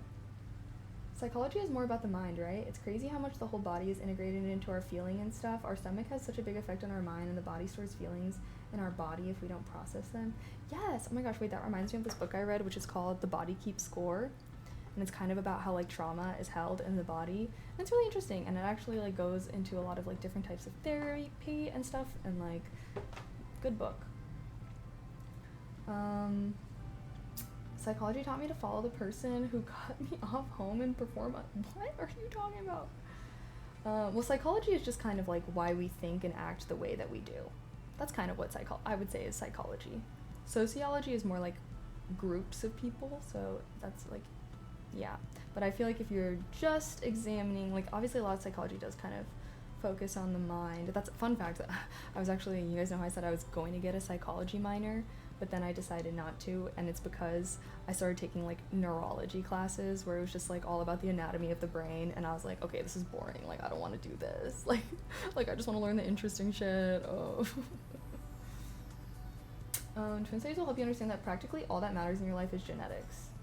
Well, okay, that's false. I will so totally disagree with that. I think that genetics do have a big factor, but it kind of is like it's like a range. It's a range that your personality can be within. So it's not like, oh, your genetics mean you're going to have this personality, but it's like maybe it's setting you within a range. So you can always be like more or less one way or another based off of your actual life experiences. And yeah, like all studies were kind of showing that it is a mix, that it's not completely genetics, but it's also not completely experience. And yeah, I feel like that makes the most sense to me. It's kind of like, oh, when you can feel yourself acting like your mom or dad, but you can still choose to be better, you know, like even if you like tend to be a certain way, like based off of experiences and your own like intentionality and whatnot, like you can choose to improve and be a better person in whatever way better means to you. Most of my close friends are people that hated me or thought I was weird at first. I have a strong personality that melts people. Challenges accepted. Yeah, staying up until 1 or 2, getting up by 5:30, sleeping in classes. I didn't really care for the teachers. I didn't mind as long as I got the work done. Fair enough. Getting angry a lot. You say emotional intelligence. I think getting angry is way more cognitive than that. I think if you're quick and easy to anger, you're genuinely just unintelligent. I wouldn't even draw a distinction between EQ and IQ there.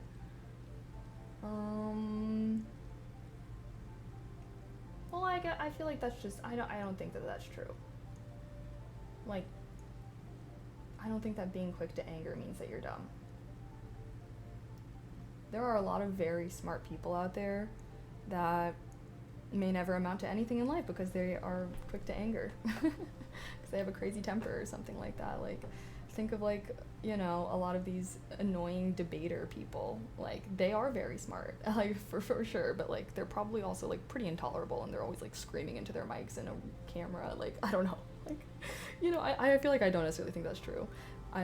I do think that getting angry easily does make you come off as less intelligent, but I don't know. I think that anger is an emotion, and some people are irritable, some people are neurotic, and I don't know. Like, I don't necessarily think I would agree with that, but I do think that being quick to anger makes you seem like you're less intelligent. But I don't know, because then that almost, we're getting too close to like, oh, well, when you're calm and collected, suddenly you're just coming off smarter. But like, I don't even think that's true. Like, I feel like, yeah, I don't think that just because you're acting calm and collected, like, I don't know. Hi Bobby, hi Casey. Yeah, those are broad strokes. Yeah, I definitely think it just depends on the person, you know, but I do think that if someone is unintelligent and they're constantly like I feel like confusion breeds resentment, which can fester into anger. So if someone is very unintelligent and like they're just genuinely confused about the world because they aren't intelligent, they don't have, or maybe they don't have an education, like they just don't understand things, like this perpetual state of confusion is gonna like work them up, right? And like they're gonna get frustrated because they're not going to be able to understand like why their actions aren't having the results they want, or blah blah blah. And that, I think, can lead into anger for sure. And I feel like that's why, like, you know, some people, it's like you try to offer a new perspective to them and like they're just responding immediately with anger. I think that those, you know, it can be connected for sure. My sister tried to use our toxic childhood as an excuse a lot. No, I wanted to be above that. Gotta grow, man. Yeah, no, for sure. I think that's a good goal. The reason I hate school so much is that I had a lot of past pain and loneliness mixed together from my experience. Fair, you know, I kind of spoke to how my own personal experience made me have a positive impact or view of school, so I can definitely understand how it could be the other way around. Hi, number. Hello. Okay. Is it gaming time?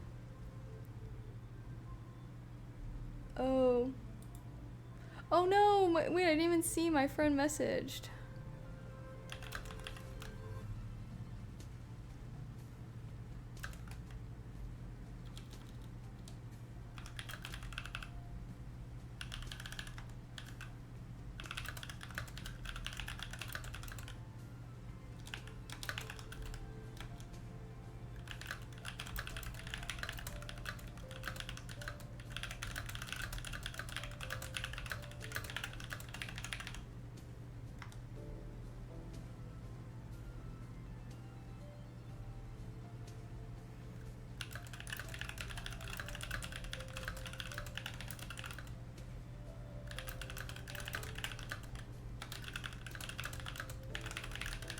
whale.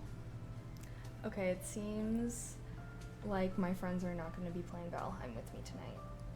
Which honestly is probably for the best, because I would probably end up staying up way too late if I was. If you guys want, we can just yap. I was gonna try and I was probably gonna have to have a cutoff time of like 10 anyway, so honestly it's not a big deal. But sorry, I don't know if anyone in chat was just dying for Valheim tonight. But oh my gosh, why am I so blue? Excuse me. How do I be less blue? I don't want to be blue.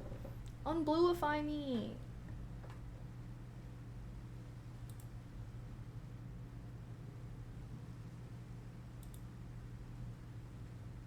There we go. Is your skin brown or white? I can't tell in this light. I'm actually blue, like I just said. I'm actually an alien. And my skin's actually blue. Yeah, I was actually the prototype for Mystique. She's based off of me. Just kidding. I'm a Smurf. I'm actually a Smurf. Thank you for the combo biddies. One day I'll get how these combo stuff works. I've gotten very good at controlling anger with severe ADHD, but with emotional regulation difficulty, it takes more effort to control anger. No, that's valid. That's valid. I think, yeah. I feel like I'm trying to think of whether streaming has made me better or worse at controlling my anger. Maybe a little bit worse, low-key. I was like, maybe streaming has made me be better, but like, I do feel like I get a little more irritated. But I think it's just because of the trolls, you know, because obviously, like, being on the internet, like, there's going to be so many trolls that are just saying shit just to upset you. So sometimes I just do, like, assume that people are saying shit just to, like, be a troll or something like that when they're not sometimes. So I try not to, but yeah. We had good talks about it. Oh my gosh, I used to make everything a joke, but people I follow being more opened the door for me offline. Oh, that's good. I try to be open here. How do I stop being addicted to porn as a psychological perspective? Well, you're gonna have to stop watching it. I think that is, and you should try to replace it with another activity. I mean, you don't have to stop masturbating.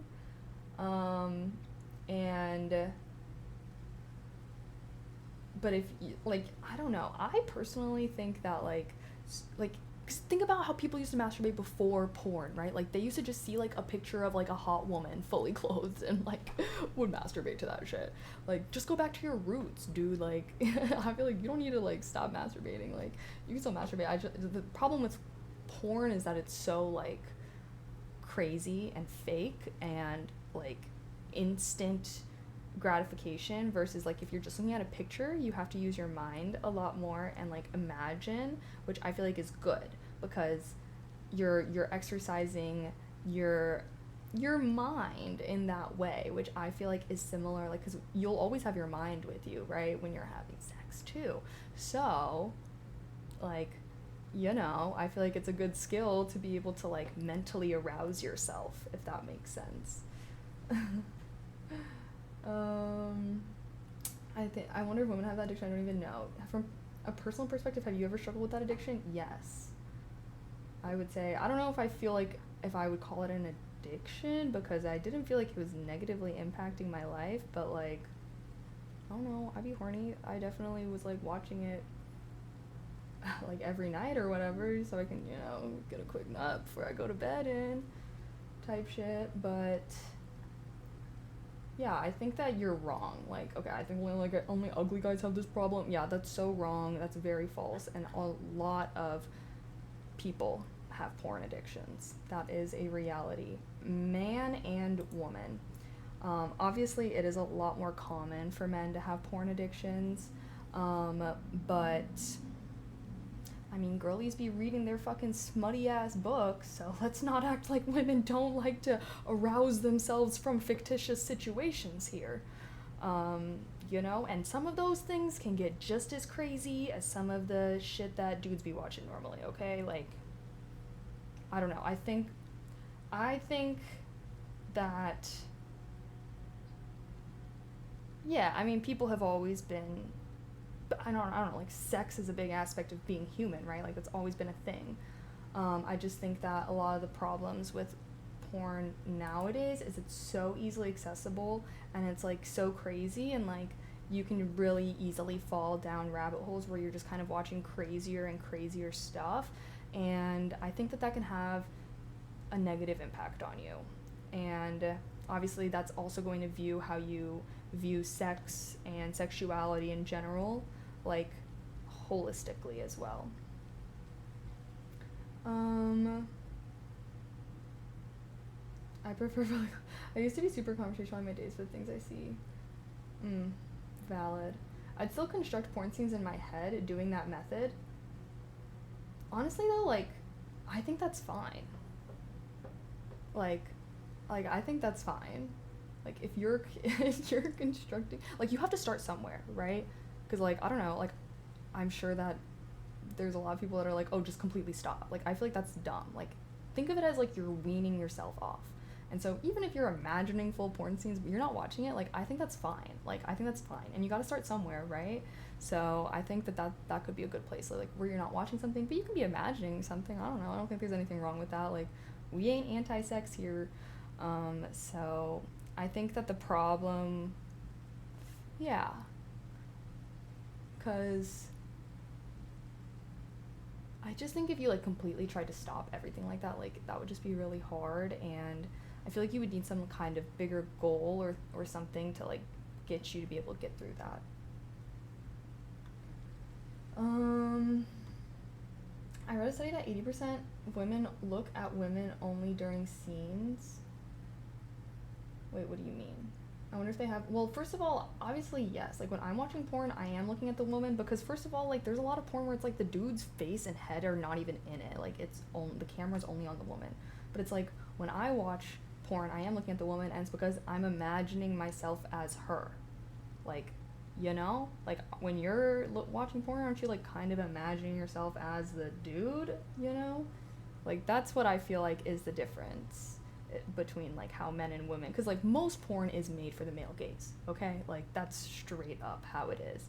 And so if as a woman you want to enjoy porn, I feel like you're more likely to just be like, okay, I'm going to imagine if I was this woman and if I was enjoying what was going on in this situation, you know, versus I feel like as a dude you're probably imagining like you were the one doing that to the woman. But either way, you just admitted you watch. Yes, I watch porn. Like, I don't feel like that's a crazy thing nowadays. Um, I miss when Twitter wasn't just a pool of women promoting their spicy sites. My Twitter is not like that, so I think you're self-reporting. um, Hi Six. Have you ever looked for specific female gaze content? No. Why would I?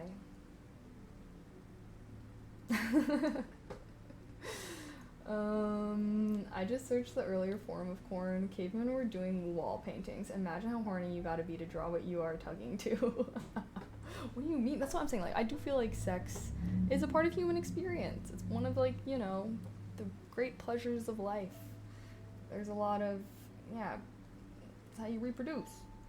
People have been fucking for all of human time. I stopped watching porn, just didn't really feel like it was a need to get a nut off. Good. Good for you. That is the goal. Bro, I'm so addicted. Hey, there's a lot of different kinds out there, but I mean, porn addiction ain't no joke, I will say, okay? Like, there's nothing wrong with watching it, you know. Nothing wrong with watching it, but I will say, I actually was with, like, a guy that also had a porn addiction at some point, and it sucks because, like, if you're, like, I don't know how to explain. Like, it was harder for him to come because like he's like used to his own really firm grip, if that makes sense. Like, I don't know, like I feel like it can literally, I mean, there are literally men that get erectile dysfunction from like porn addictions and like going way too crazy way too often. And I feel like that is like that's a valid concern. Like, I feel like that's not fun, and like if you really do want to be with a partner someday and like have good sex with them, I do feel like a porn addiction will get in the way of that. And yeah, so I feel like even if you're just using your mind, I feel like that's like a lot better, but everything in moderation type shit. It's hard to quit, not gonna lie. Like, relapsing, trying to quit cold turkey. Yeah, that's why I was telling that person that originally came in to start this conversation. I was like, just start by like imagining scenes. And even if you're just like imagining, I don't know, porn scenes you really like or something, like even that is better. But like, I do think that trying to stop cold turkey will always be really hard. So, baby steps, do what you can. But I will say, I do think that, like, I don't know, I feel like I've always, like, I'm a pretty sexual person. I feel like I enjoy that stuff, but I do recognize that there are people where it like takes over their life and like it becomes a serious problem for them. But I don't know. Can girls be addicted to yes. Ah, brother, the almighty death grip. Yeah. Yeah, I guess he was just, I don't even know. I don't know. And then it would make me feel bad because it would make me feel like, oh, like not into me, I guess, or something, but I don't know. Do women watch it for certain people or just the act of sex? Guys, women watch porn for the same reason that guys do. Like, I don't even feel like we're watching even that different kinds. Like, we're probably watching the same videos, okay? It's the only difference is that we're imagining if we were the woman versus men are more likely imagining if they were doing that to the woman. Like, when I'm watching porn, obviously most porn is like fucking camera only on the girl. You're seeing dude's butt cheeks or something. Like, I don't know, which that ain't too bad. But like, I don't know. Women are just as sexual and can get off from porn in the same ways. Yeah. Is there a woman equivalent of erectile dysfunction? Yes, it's women that can never get horny. And yeah, like that's a thing. And I do think that also is kind of tied to like, I feel like women are really taught to feel a lot of shame around sex, and it all goes back to, patriarchal ideas of purity, and women were told they had to be pure and they had to be virgins, and like some women would literally get married and like not even know what sex was until it's their wedding night and their husband's doing that to them, and then it's like, oh my god, what the hell. So I feel like historically there's been a lot of shame around women and sex, and I feel like that still lingers a little bit today, and where women don't really explore themselves as sexual beings as much. And I think it's like 4 out of 5 women, like, they are reactively horny. Like, so they may not be horny right away, but like, you can kind of get them going. Versus sometimes men are more likely to be spontaneous, where they're like, I'm horny, like, let's do this. I am in that one of 5 group though. I begin my nut off. Okay, but I assume you're not looking for. Yeah, I mean, I guess I watch all types of girls. I'm not really particular on what kind of girl it is, because again, I'm just imagining like if I was her, like, so I don't really care what she looks like.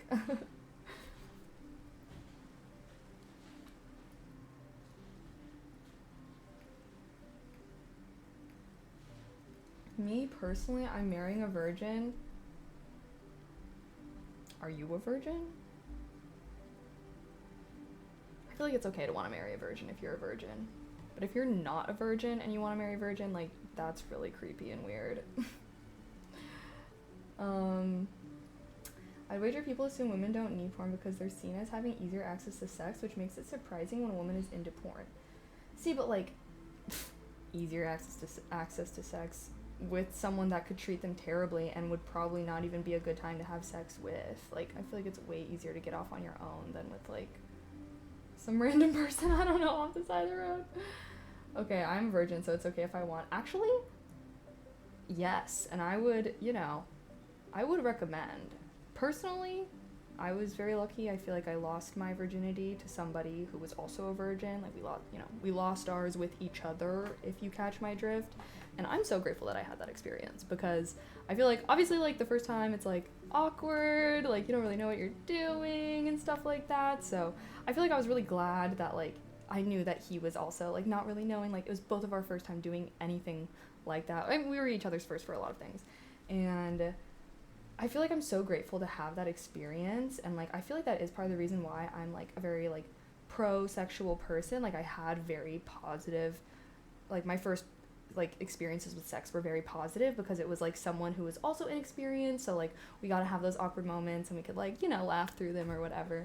And versus I feel like compared to my friends who like didn't get that, like they just kind of lost it to someone who had way more experience than them or something like that, like they usually don't have a good time. And like especially, and I don't know, I do think it's a little different for guys versus girls maybe. Like I feel like a lot of guys feel like they need to be the ones like in control and driving the situation, but I feel like sometimes that can come off a little like overwhelming versus like I don't know, like I feel like with my first partner, I feel like he was very like so kind and was very much like, is this okay, like is what I'm doing feeling good type of things. And I feel like I don't know, like I just feel like we were very comfortable with each other where we could like try new things and like be honest about them and whatnot. And I feel like it really helped build up my own confidence as a person, and like I think for him as well, because we were also like really close. So anyways, I feel like I'm very glad that I have that experience, and I feel like more virgins should lose their virginity to other virgins, and you can just have that, like you can be on the same page, which is not really knowing much.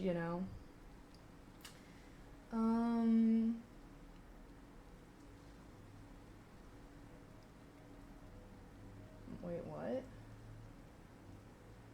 You think about your first partner all the time? No, I actually never think about him really, and I actually have no idea what he's doing with his life or anything like that. He could be watching this stream right now for all I know. First time I had sex, the smell turned me off so bad. It smells bad. What? Damn. I mean, that's kind of crazy, but I don't know. I mean, that does happen, but I feel like something might have been wrong because that should not be how it normally is. It shouldn't smell bad. It shouldn't. There is likely some kind of problem there. And not necessarily a hygiene issue, it could just be like it's usually like a chemical imbalance. There should be a virgins only meetup. Hey, well hopefully you can just find someone that's on the same page as you.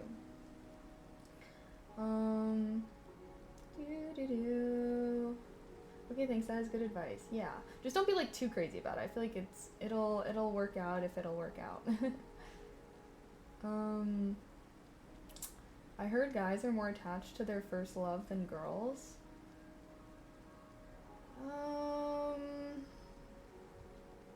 There's the problem with women. He probably thinks about you all the time. I'm absolutely heterosexual but aromantic. That has just confirmed it for me. I don't think he thinks about me all the time. That would be a little strange.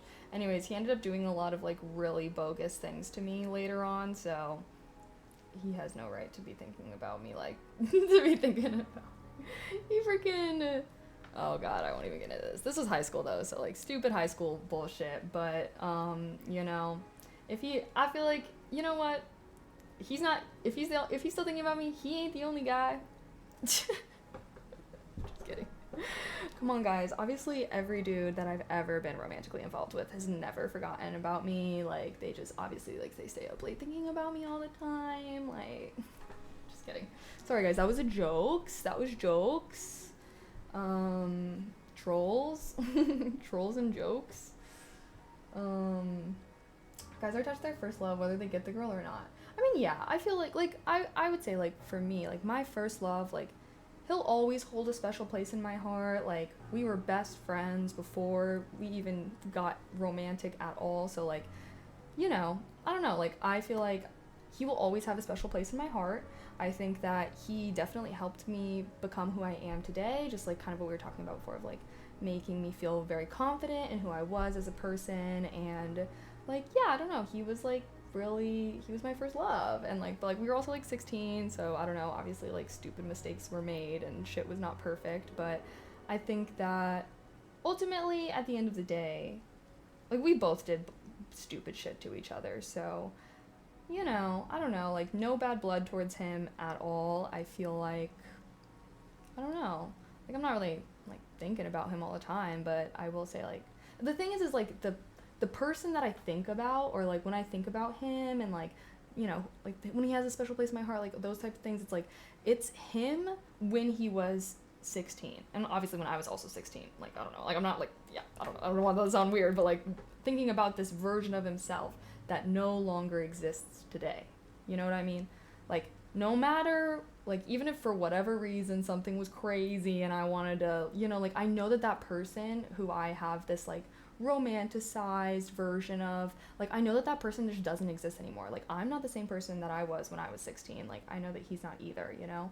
So I feel like sometimes I feel like that's what people who like are hung up on the same person, like I feel like they don't always understand that. And because I don't know, I guess I have been on the receiving end of someone being like, I've never stopped thinking about you, like I've had feelings for you all this time, like I never was able to move on, like blah blah blah, all these things. And like coming from someone who like literally I have not spoken to in a year plus, months, and or like a long time, you know. And then a part of me is always like, you don't even know me, like you don't even know who I am right now. Like the person, like usually first of all they're having this idealized romanticized version of you in their head that never existed, but also it's based off of an old version of you that doesn't exist anymore. And yeah, like I don't know, it's always sometimes it just is like, okay, but like you don't even really know me now.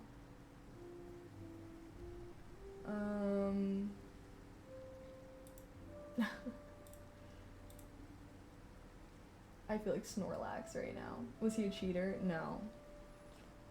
No. We only think about our first. Not gonna lie, your future husband should be a virgin or just don't marry for love, TBH, if I were you. Honestly, Money, you and I clearly have very different mindsets about things, so you can live your life as you please, but I probably will not take any advice that you give me, considering that we have very different mindsets, and therefore we'll probably live very different lives.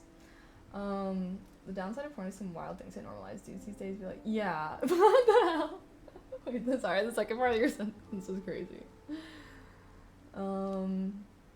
That can go on for many years. Yeah. I just think, I don't know. Okay, I understand now. I will stop idealizing you. Yeah, well, I just feel like true love and true feelings, like I don't know, I feel like as long as you're idealizing someone, you're not gonna be able to like truly know them. Like if you're putting them on a pedestal in that way, you know? Like, I really like that quote that's like, to be loved is to be seen. And I think that that is at least how I feel. Like, I feel like whenever I feel the most loved is when I feel like I'm the most seen and I'm the most understood. And I feel like if someone's like only wanting to see the good things about me, and yeah, like it doesn't feel like they really know me, you know? Because I feel like knowing someone means also, yes, knowing all the good things, but also knowing their flaws. And you know, I think that that is like, I don't know, like I feel like it's almost better when someone is like, I acknowledge these flaws that you have and I still love you, than someone who's like, no, like you don't have any flaws to me, like no, like I don't know, like I think that love is more powerful when you can like love someone despite the fact that they're a flawed human. Obviously, like you want them to still have a positive opinion of you, that they don't think that your flaws are like more than like the good things about you. But yeah, I don't know, I think that everyone has flaws, yes, and that loving someone is seeing them holistically, flaws and all,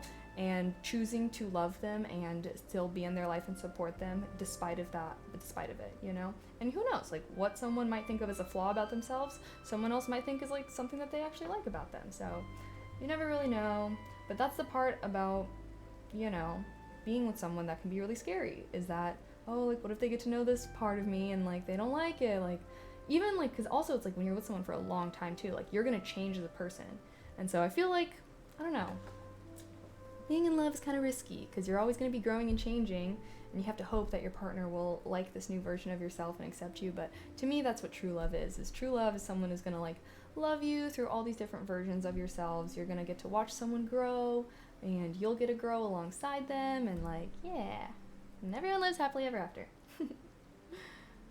How do you know if it's love or just lust?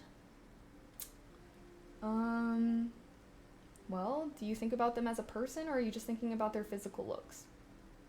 If what is attracting you to the person is the way that they look, probably just lust, which, you know, a lot of love starts as lust, so not necessarily a bad thing, you know? But hopefully you're getting to know them more, right? You're getting to know their personality, and hopefully if you love them, then the things that you love about them are gonna be things to do with who they actually are as a person. Because if you want to marry someone and be with them, like, their looks are going to change, and like they're probably not going to be as attractive when they're 50, 60 years old, right? Like, so you want to find someone who you love inside and out. I feel like when you love someone as a person too, like, you're naturally going to be more physically attracted to them as well. We always think of our sweet summer child, right? I feel like if you're still hung up on your first, like, you just need to like have more life experiences or something. You make good psychologist. You're good at articulating thoughts. Oh, thank you. I'm streamer though, so we out here. Do you like that quote? To love is to be vulnerable. I mean, I feel like I think it's just true. Here's a spicy question. Is there an age where being a virgin is too late? No. But I will say like throwing back to what we say, like, the longer, I don't know, I mean, it's so different in society. But I just think if you're going to lose your virginity, you should try to lose it to someone who's also a virgin or also inexperienced, because I think, and obviously, like, the older you get, more likely you're more likely to encounter your peers who have had a lot, and then they're going to bring their own expectations to sex. Like, that's why I feel like, sorry, let me get a little deeper into like why I recommend that you lose your virginity to someone who's also virgin or like inexperienced, because the more sex you have, the more expectations you're going to have around it, and which is not necessarily a bad thing, right? But like, if someone has no experience, then that means that the person that does have experience is going to be putting their expectations and their norms onto the other person, and like that person is going to kind of adopt the sexuality of that other person without necessarily exploring things on their own.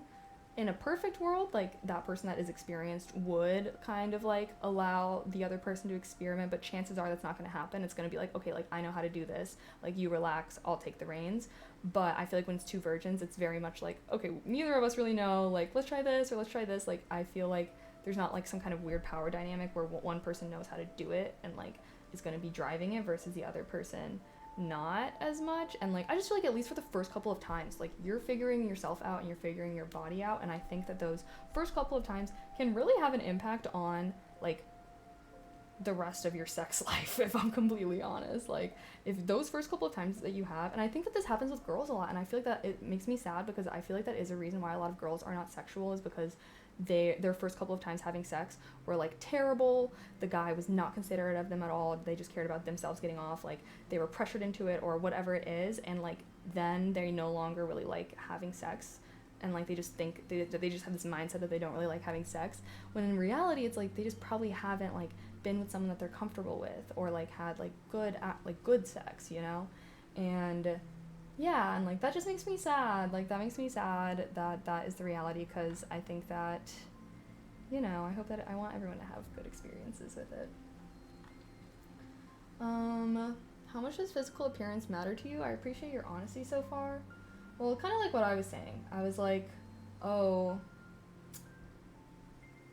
like, what's going to draw you to someone is going to be their looks, and then as you get to know them more, it's going to be like whether, like, that's going to be whether or not you actually have feelings for them, you know? Like normally it's like, oh, I think this guy's hot, let me talk to him and see what his personality is like. Let me see if his personality is also attractive. So like, yeah, I do feel like you should be with someone that you're attracted to, like, for sure. Because first of all, if you're with someone that you're not attracted to, like, that sucks on both parties, because like, you're with someone that you're not attracted to, and then if the other person finds out, like, imagine finding out that your partner is not attracted to you. Like, what the fuck? So, like, I do think people should be with people that they're attracted to. However, personality is a big aspect of attraction. Kind of like what we were saying. It's like, oh, you know, like, I'm sure we've all thought someone was hot, right? And then they open their mouth and start talking, and it's like, oh my god, not anymore.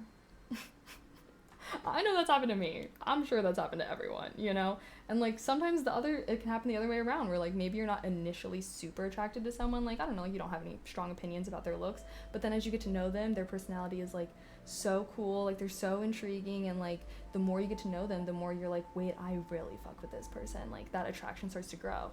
And if you've ever been in a situation, you know that once you are attracted to someone as a person, like, naturally that physical attraction level will come with that, you know? So, yeah. I know someone whose first was in his 30s, and he told a partner who's just a fling in a way too emotional way. She told me about it. I just facepalmed. Oh no. Well, first time was in. I was like, hi. I mean, fair. Like, I think that's fair. I feel like it is, like, I don't know. If someone ever told me that, I would never want to make them feel bad about it. But I know some people feel bad about it. I don't know. Just pray that you're sick, others, and putting on a facade that falls apart after y'all get married. Hey, you know, it doesn't even have to be a facade. Someone can just decide to change, you know? Or just change without a decision. That's the risk of love, you know? Life experiences is code slang for getting ran through. Don't let that go over your head, guys. No, that's so wrong. You're very wrong. If you think life experience just means having sex with random people, I think that you genuinely have a fucking problem.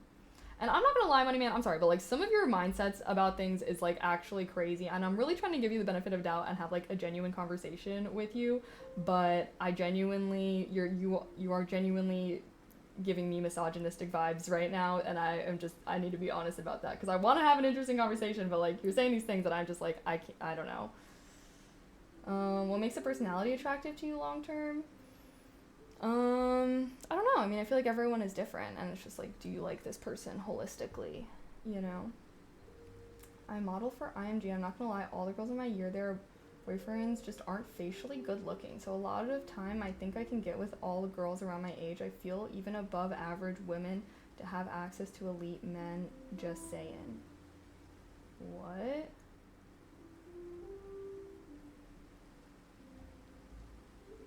I mean, really?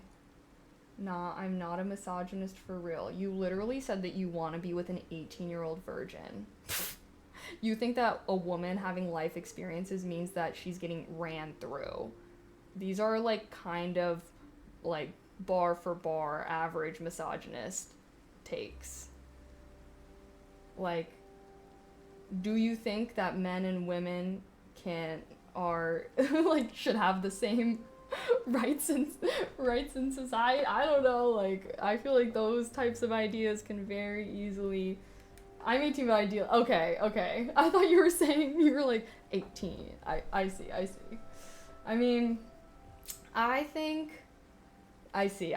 Okay. I think I misunderstood that there. I was like, oh, I'm never gonna acknowledge that one. But I fear you may have been consuming some of the Alpha Bro podcast content. You're 18, so I understand. I promise you, though, like, once you get into the world and you're really meeting people and interacting with people, those Alpha podcast bros, they don't know anything. They don't know what they're talking about. Like, you know, yes, you can still, I don't know. That's when you're getting life experience. I don't know. I don't know. I'm like, I don't know how to undo all of this. What could be done?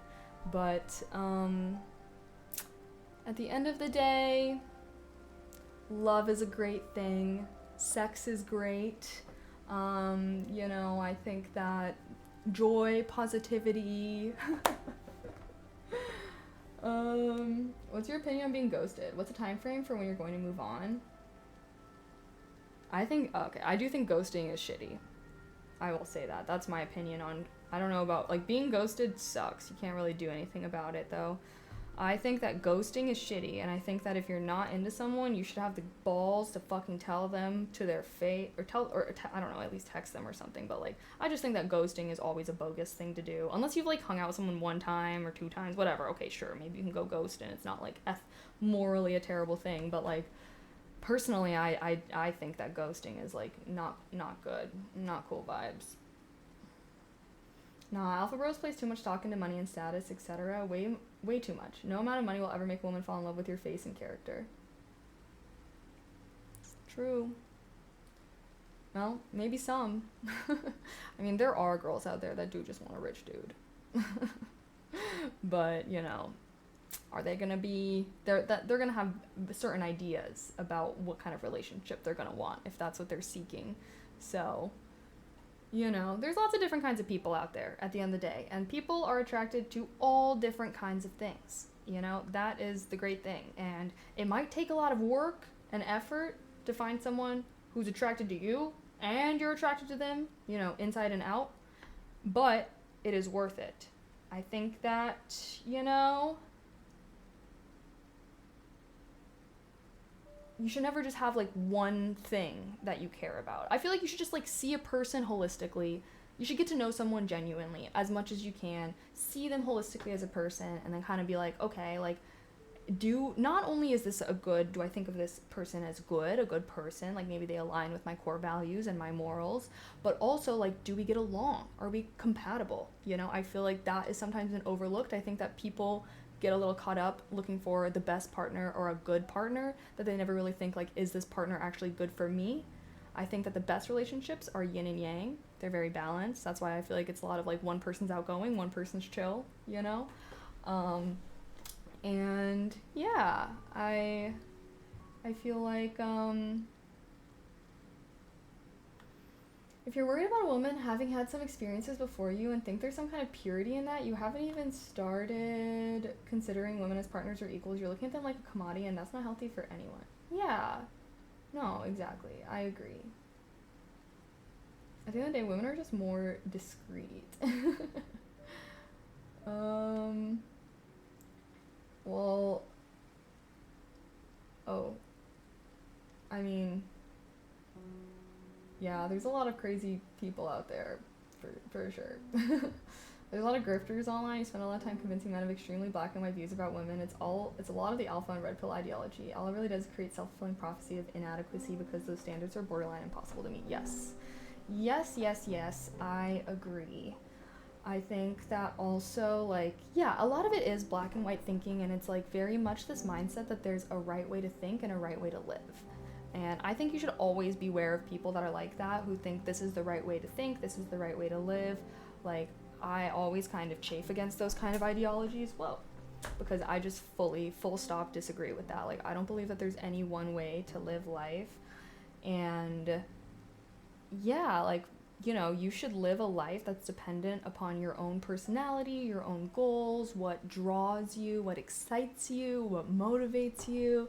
Like, yeah, and you should craft a life that's well suited for yourself. And I think that a lot of these, and it's not just alpha bros, right? Like, I feel like it's a lot of people online who are like, this is the right way to live. If you don't do these things or act this way, then you're living your life wrong, and that's why you're unhappy.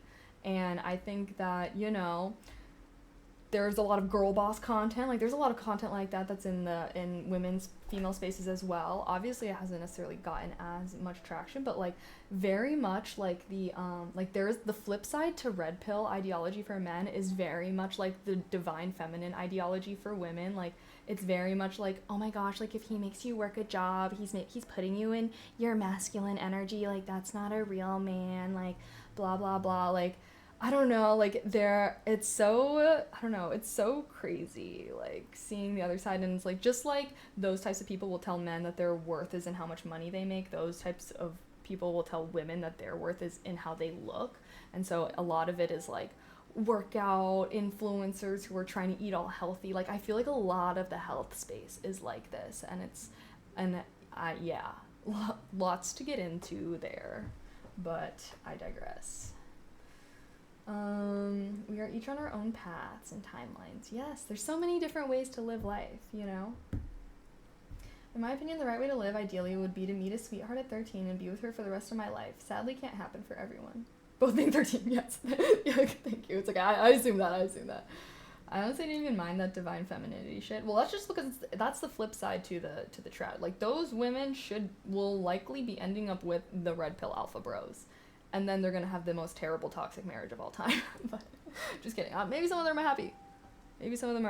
But, you know, it's very much like the divine feminine who are like, yeah, I don't know. Like, they're told that they should just be with a man that's wealthy and can provide for them and lets them be in their divine feminine blah blah blah type shit. And I don't know.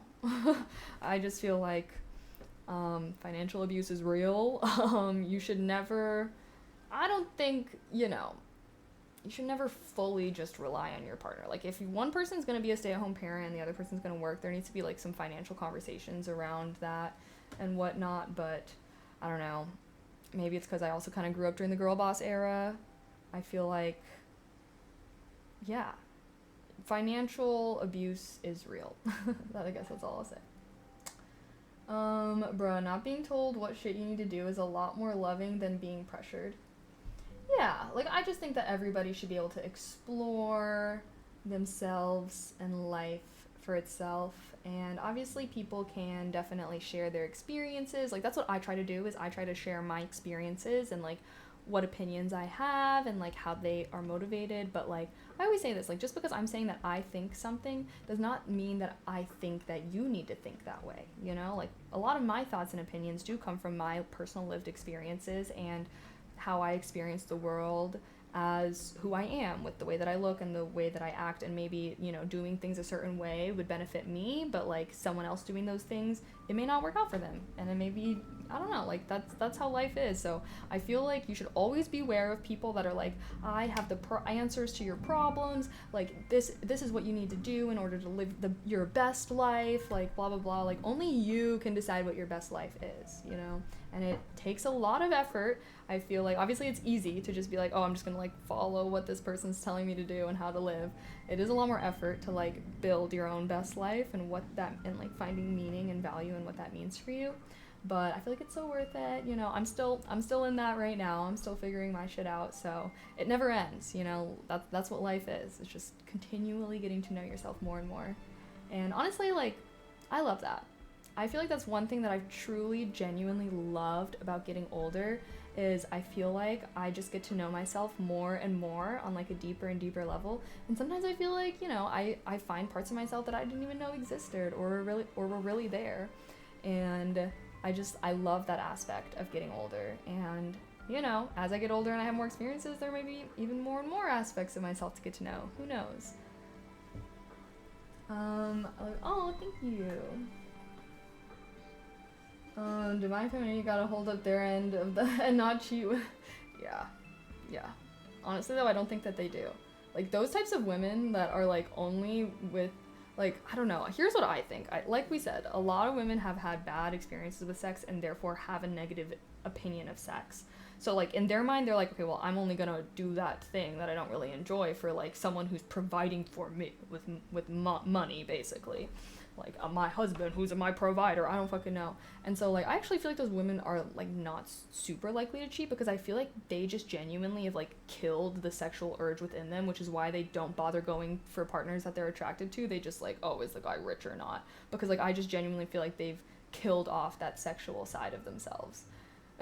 Because, like, that's an aspect of purity culture too. And actually, if we really want to get into things, this was actually, like, a very big problem in, like, the Christian, like, culture for a little bit, because, like, women were, like, not talked about, like, they weren't allowed to have sex or, like, know about sex. Like, it was all purity culture, right? Where, like, the girl was supposed to stay pure until she was married off, and her husband on her wedding night was supposed to explain to her what sex was and then, like, do that to her mostly, and, like, not really with her, right? Like, I don't know.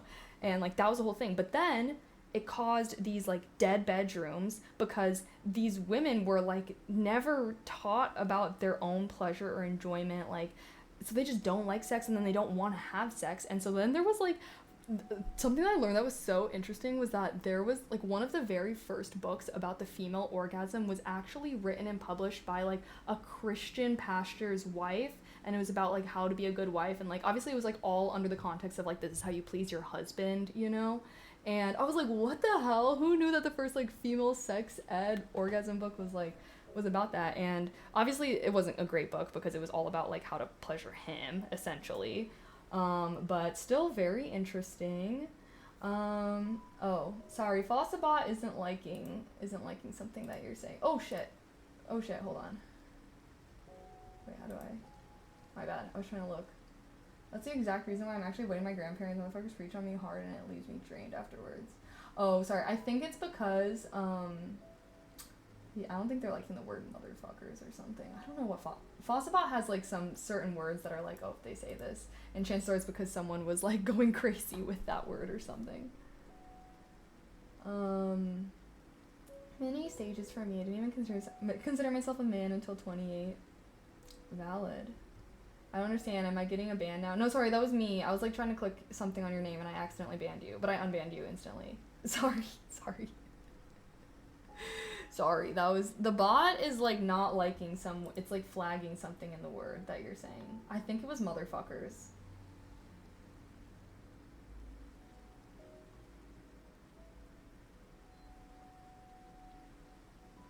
Honestly, low-key realized sex was sports, so I'm planning to work on my legs and hips a lot more. Yeah, that's why if a dude has a fat ass, you know he's fucking.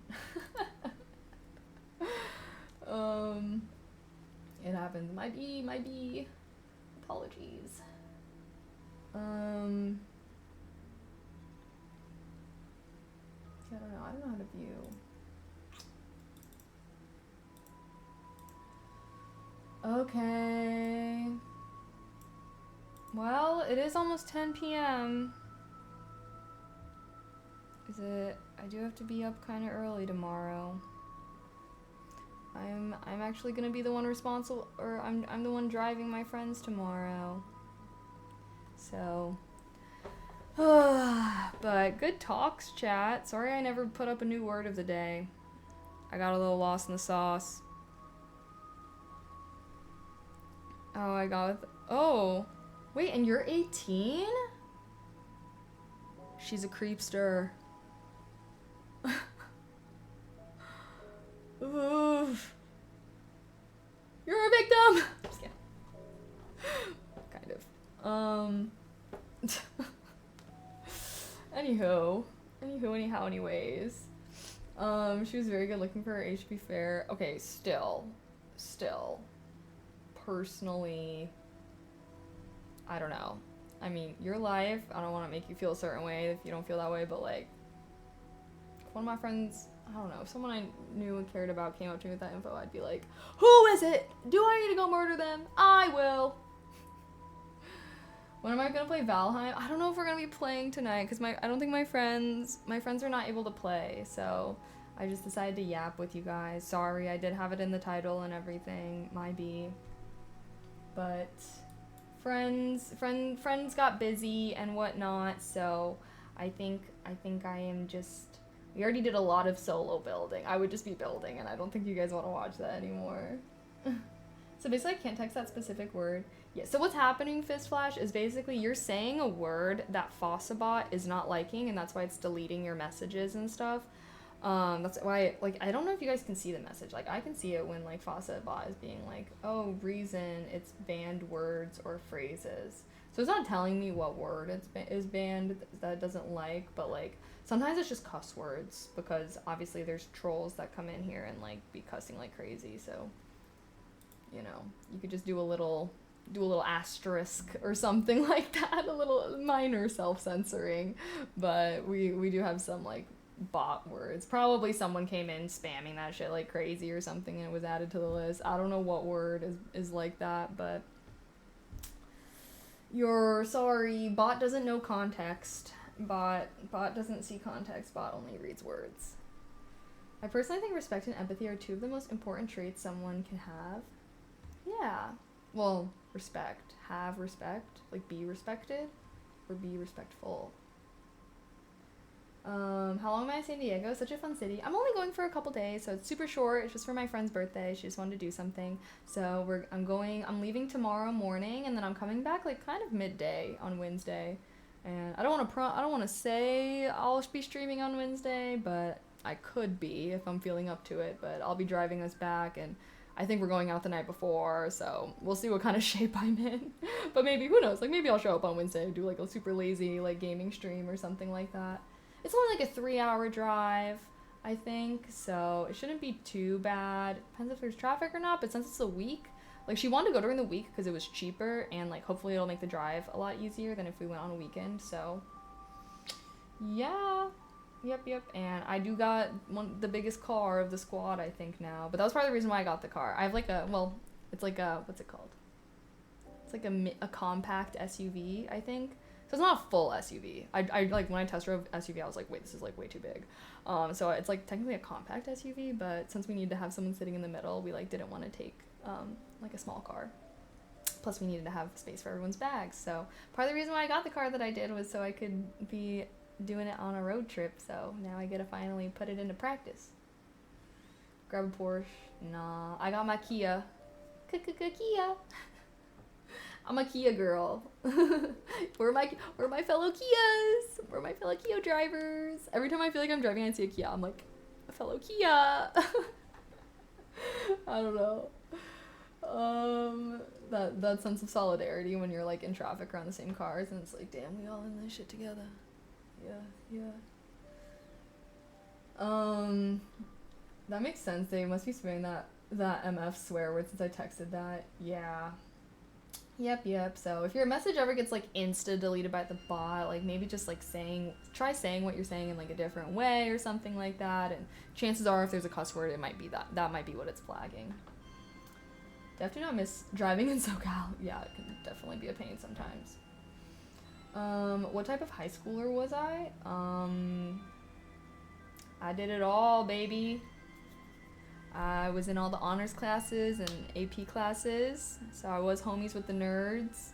Then I decided to start getting kooky crazy. I feel like, I also did a lot of sports. I did sports year round, so I did like cheer, I did track, I did softball, I did volleyball. Softball and volleyball I only did for 1 season, okay? Cheer I did 4 years, track I did 3 years, I did swimming for 3 years, and then diving for 2 years, and the reason why that's like that is because I did swim and dive for, like my junior, senior year.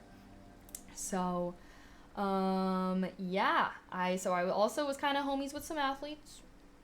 And then I don't know. I feel like in high school especially, I kind of had a lot of friends, but not like a close group of best friends, if that makes sense. Like, I feel like I had, because like because like obviously since I was in like all the nerd classes, I feel like those were like my classroom friends, right? And then I had like the friends that I would like, and then I would be like friends with people on my team because obviously like we're playing sports and stuff like that. But then like I feel like I obviously like to go out and like go to parties and stuff. So then I had like my friends that I would like go out with and stuff like that. But I don't know. I feel like that was something I was always really searching for in high school that I never quite found, was just like a close group of friends. And obviously a lot of it had to do with like me moving there. So yeah, I feel like a lot of like the hardcore cliques were really set up before I even moved there, so I would like kind of try to penetrate into them and be like, hey guys, but like I wasn't really part of the real squad, so sometimes I felt like I was like the odd one out. But I did like hang out with a lot of people. I feel like I knew a lot of people on a casual level, but I feel like it's always been harder for me to have like deeper level friendships for some reason or another. And I don't know, I think I try my best to be a good friend and be a good person. I mean, luckily I have friends now that I'm very grateful for, but I was like, a little bit sad about that when I was younger. I feel like that is why I kind of like, when I would get boyfriends, I would just be like really close with them / be like friends with their friends. But I don't know, I wasn't like a lot of I feel like I was just friends with like a lot of different kinds of people. Were you a popular kid too? Were you egoed and bullied people? No, I was not bullying people. I was was kind of getting bullied a little bit myself, but no, I don't know. I feel like I don't know if I could say it was bullying, but like, I don't know. I went to high school when like Kylie Jenner was popping out on the gram with her fat ass. Okay, like, I was always. I feel like I was always. I don't know. I feel like high school. I hardly think about that shit anymore, honestly. Lots of irrelevant things, but I had a lot of good growing experiences. Yeah, I don't know if I would say that I was one of the popular kids. Like, I feel like I knew a lot of people, but like at least how it was at my school, like the popular kids were just like these rich white kids that would throw crazy parties. So I feel like the fact that I had strict parents like automatically took out my chances at being popular. Like, because I feel like at my school to be popular, you either had to be like rich or that's literally it. I'm actually trying to think. Like, I literally think, like, all the popular kids at my school, like, they were just in, like, this rich kid group, and they would just have, like, they had, like, these big houses that they would throw parties, and, like, obviously, like, that's why they were popular, because everybody wanted to go to these parties, so, like, they would be, like, kind of kissing their ass a little bit. I can't act like I was above it. I wanted to go to these parties, too. But, yeah, I will say, I feel like doing a lot of sports, I got to, like, interact with those types of people, but they were just very cliquey, so, like, I don't know. I don't feel like I was ever, like, I would not personally say that I was ever popular. Hi, Small but Rock Solid. What college did I go to? I went to college in Illinois. Do I say what college I went to nowadays? I don't know. I used to not say, but I guess that was when I was in college. But I went to U of I. Regina George shit there. Yeah, like Regina George is very much the example of just, like, rich. Like, they're famous because, like, that's, like, part of the whole thing about the popular kids, right? Is, like, part of them being popular is because they're exclusionary. And because they have the power that if they don't like someone, they're not going to invite them to these parties that everyone wants to go to. And, like, that's how popularity kind of works, I feel like, you know? But I do feel like I don't know, I do feel like once I was, like, deeper, like, you know, more junior and senior year, I definitely feel like I had, like, a group of friends. And, yeah, very valuable. I'm not honestly close with, like, anyone from high school, really. Like, maybe Claire. Like, I feel like probably Claire is, like, the only person. Claire is the only person that I know from high school that I still talk to. But I'll, like, randomly kind of, I don't know, I'm, like, not really close with people from high school because I don't know. I didn't really, like, get along with a lot of them very well. Like, I don't even think Claire is really homies with anyone from high school, really. Like, I feel like both of us were kind of on the same page of, like, good riddance. I don't know. Does Claire stream? Yes. Yes, she does. Her username is literally Claire. Spelled exactly like that. Good for her that she got that username. I don't think I could get Kaylee. Hey, well, we got the Kaylee May brand now. She's doing a subathon right now, actually, so she is, like, live, but she's sleeping, so I don't know if she's, like, on stream.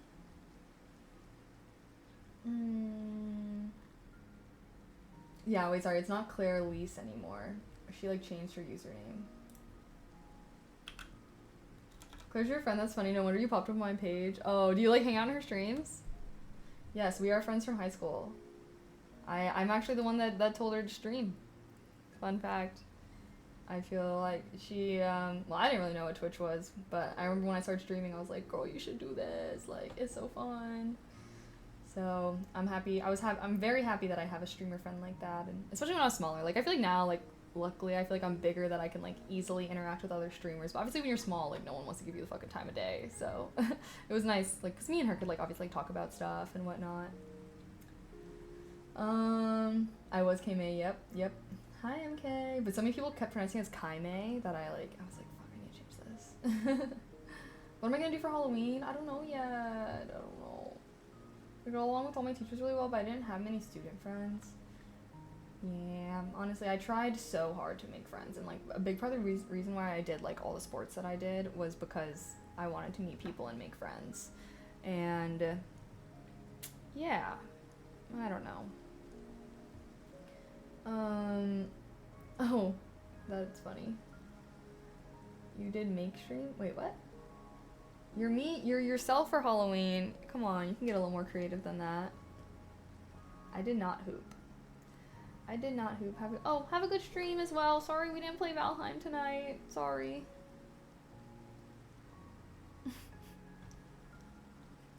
Damn. What you saying damn about?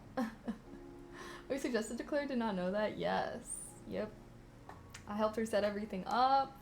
Well, then she kind of had like people that she had help her set even more stuff up. But I introduced her to the idea. I won't take like credit for her success or anything like that. Obviously, she's worked very hard to get where she is, but I like that we like kind of started streaming around the same time together. Maybe I'll be Noob Smoke for Halloween, IDK. Oh. I told Claire she was 7.2 out of 10 and she banned my sorry ass. So IDK why she was so annoyed at 7. I don't think that she likes when people in her chat talk about her looks. So that's probably why. Which, fair enough. Fair enough. But I would say that most people don't really like to be rated unless they're like asking to be rated. I feel like it's just probably not good etiquette to like just rate someone. Like, I feel like most people that would be rubbed the wrong way. Like, imagine walking up to a random person and saying that. Like, I feel like it's one thing if someone's asking. Like, if someone's like, cha, baby, cha. Like, I don't know. Like, then that's obviously, like, that's fine if they're asking. But, like, I don't know. I feel like that's just kind of a crazy thing to say randomly.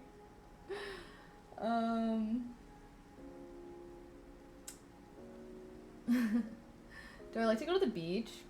Honestly, no. I feel like that's like one of my probably hot takes or something. I don't really like going to the beach. I think you're an 8.2 out of 10, like on a good day. Maybe an 8.7 out of 10. I kid. Yeah, I just think it's one of those things. Defending myself against the idiots became such a habit. I was quick to argue and fight, so I had every attention that you can think of. Oh my goodness. Hi Ray, hello. I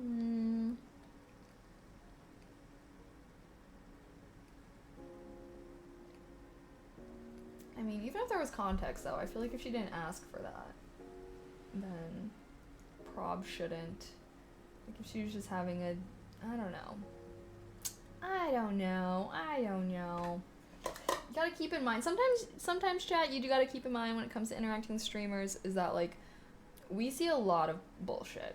So it's very easy to read a text message and interpret it with a very different tone than maybe you meet it. And kind of like what I was saying earlier, like, I feel like trolls and like people that like intentionally say really mean or hurtful things, like they kind of like jade us streamers a little bit, that like even if you're saying something with like neutral tone or like not necessarily meaning anything bad by it, like I feel like it's easy to kind of take it bad because yeah, it just happens. I feel like as a streamer, you know.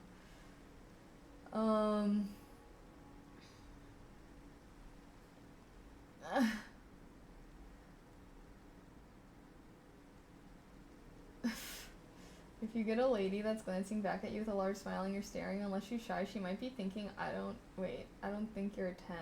Wait. Huh?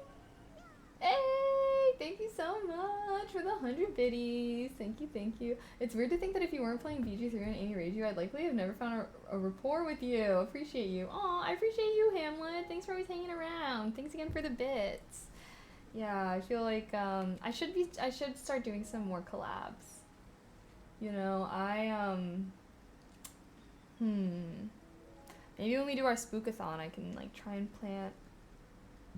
Excuse me, I can try and plan some like streamer collabs. Still haven't really done that. We do got TwitchCon coming up, so not in a good way. Do you still like the idea of IRL streams?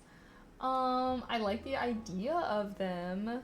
I just like, I don't know, I've like had so much frustration with them in the past that now, like I feel like, I don't know, I love watching IRL streams, like I feel like a lot of streamers do that, it's kind of meta right now, but I feel like I would need friends to IRL stream with. Like these motherfuckers got a whole squad and a cameraman and shit. Like if I had that, I would love IRL streaming, but doing it all yourself is a little difficult, is a little hard.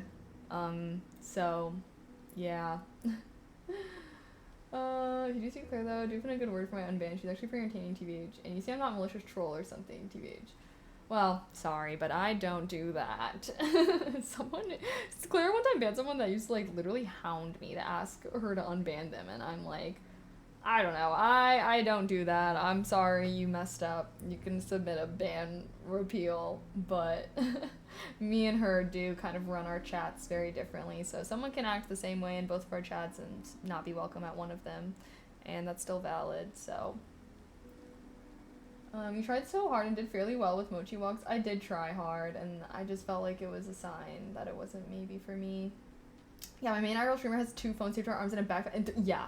Like, that's literally, like, the shit I was on, and honestly, it was so stressful. I feel like I could hardly even, like, enjoy whatever activity it was that I was doing. So, who knows? Maybe one day if I blow up, I'm popping off, and I can hire a cameraman. Like, that would be great. But I also feel like if I started doing IRL streams with other streamers, that would also be nice, because oftentimes I'll do IRL streams with, like, my IRL friends, but you know, obviously I feel like streamers like have a lot of practice interacting with chat and like whatnot. I don't know. So I would love to, maybe that can be a goal. TwitchCon, meet some IRL streamers to do some streams with potentially.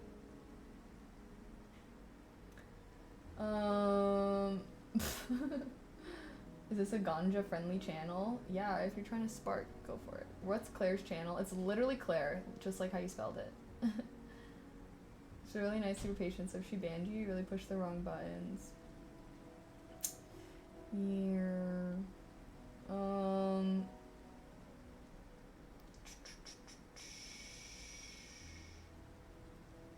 Why haven't they done a Hollows Twitch con? Wait, what's that? A Hollows Twitch con? What is that?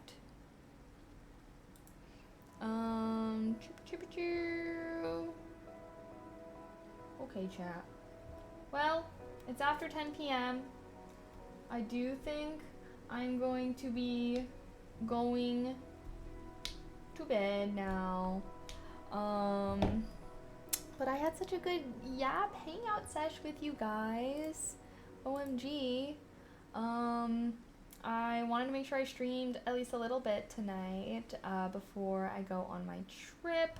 Honestly, it's probably good that we did not game because I know I would have stayed up way too late.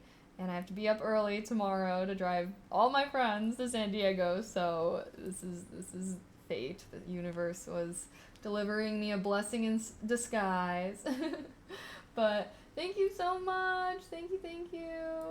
Okay, hold on. Let's not be mean to other people, please. Okay. Thank you guys so much for hanging out with me. I enjoyed our talks. I feel like we had some interesting combos, and I always enjoy that. So thank you guys. I appreciate it. I will not be streaming tomorrow or Tuesday, or probably not Wednesday, but maybe Wednesday. So maybe I'll see you guys on Wednesday, but hopefully I'll definitely see you guys on Thursday. And chances are I'll need to do like a little productivity at the start of stream to catch up on everything that I missed. But I tried to have a grind day, which is why this stream is so late, I tried to have a grind day today to get all my stuff done. So yeah, thanks for hanging out with me. Trip is super short. Like, sorry I keep going on all these trips, but I mean, it's my friend's B-Day trip, so I had no reason to say no besides me being out of town for Portugal. Like, I don't know. I'm trying to not use stream as a reason to turn down plans with my friends anymore, because I was doing that for a while and then I felt bad, so I no longer do. So I will be active on all my socials. Part of what I did today was I scheduled out a ton of posts and everything for this weekend, so you guys should follow me on my other platforms. I also posted some pictures from my Viking cosplay that we did on like Friday, so if you guys want to throw it a like and a comment, I would appreciate that. Oh my gosh, Altower, thank you so much for the biddies. Oh, thank you. I appreciate that. Wait, I'm realizing I kind of want to put my bunny wizard in front of the stream avatars. He's getting covered. But thank you so much for 1,000 bits. Thank you. Heart. I'm hoping to do lots, and I think I will plan this little spookathon. So please come to my spookathon if I plan one. I feel like I haven't done a summon in a while. So I think we should have fun. We should do a lot of activities. And yeah, okay, I am gonna raid my ASMR channel, so if you think ASMR is super weird and cringe, you might want to leave the stream now. Um,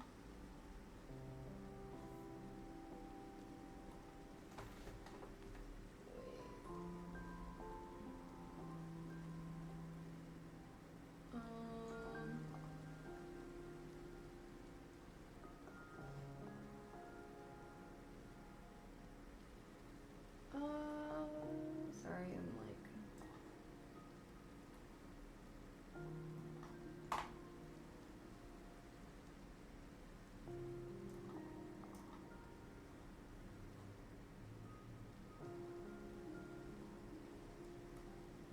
Okay, there. I had to start the stream. Okay, guys, I'm gonna raid my channel, my ASMR channel. So, yeah, thanks for hanging out with me, though, guys. I appreciate it, and I'll see you guys in a few days. But I'll keep up with y'all on my other platforms. Sound good? Okie dokie. Oh yes, I do love a good Lego building session.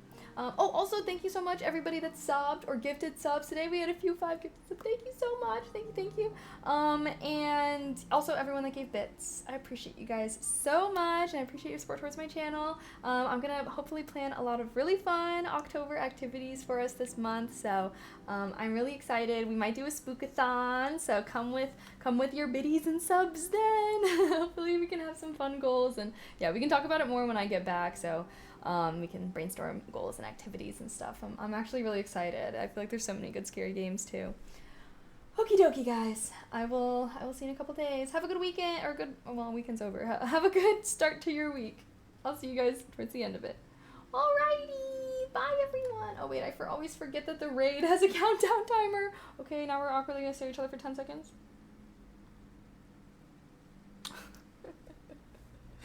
Okay, good night everyone, and I will see you then. Bye!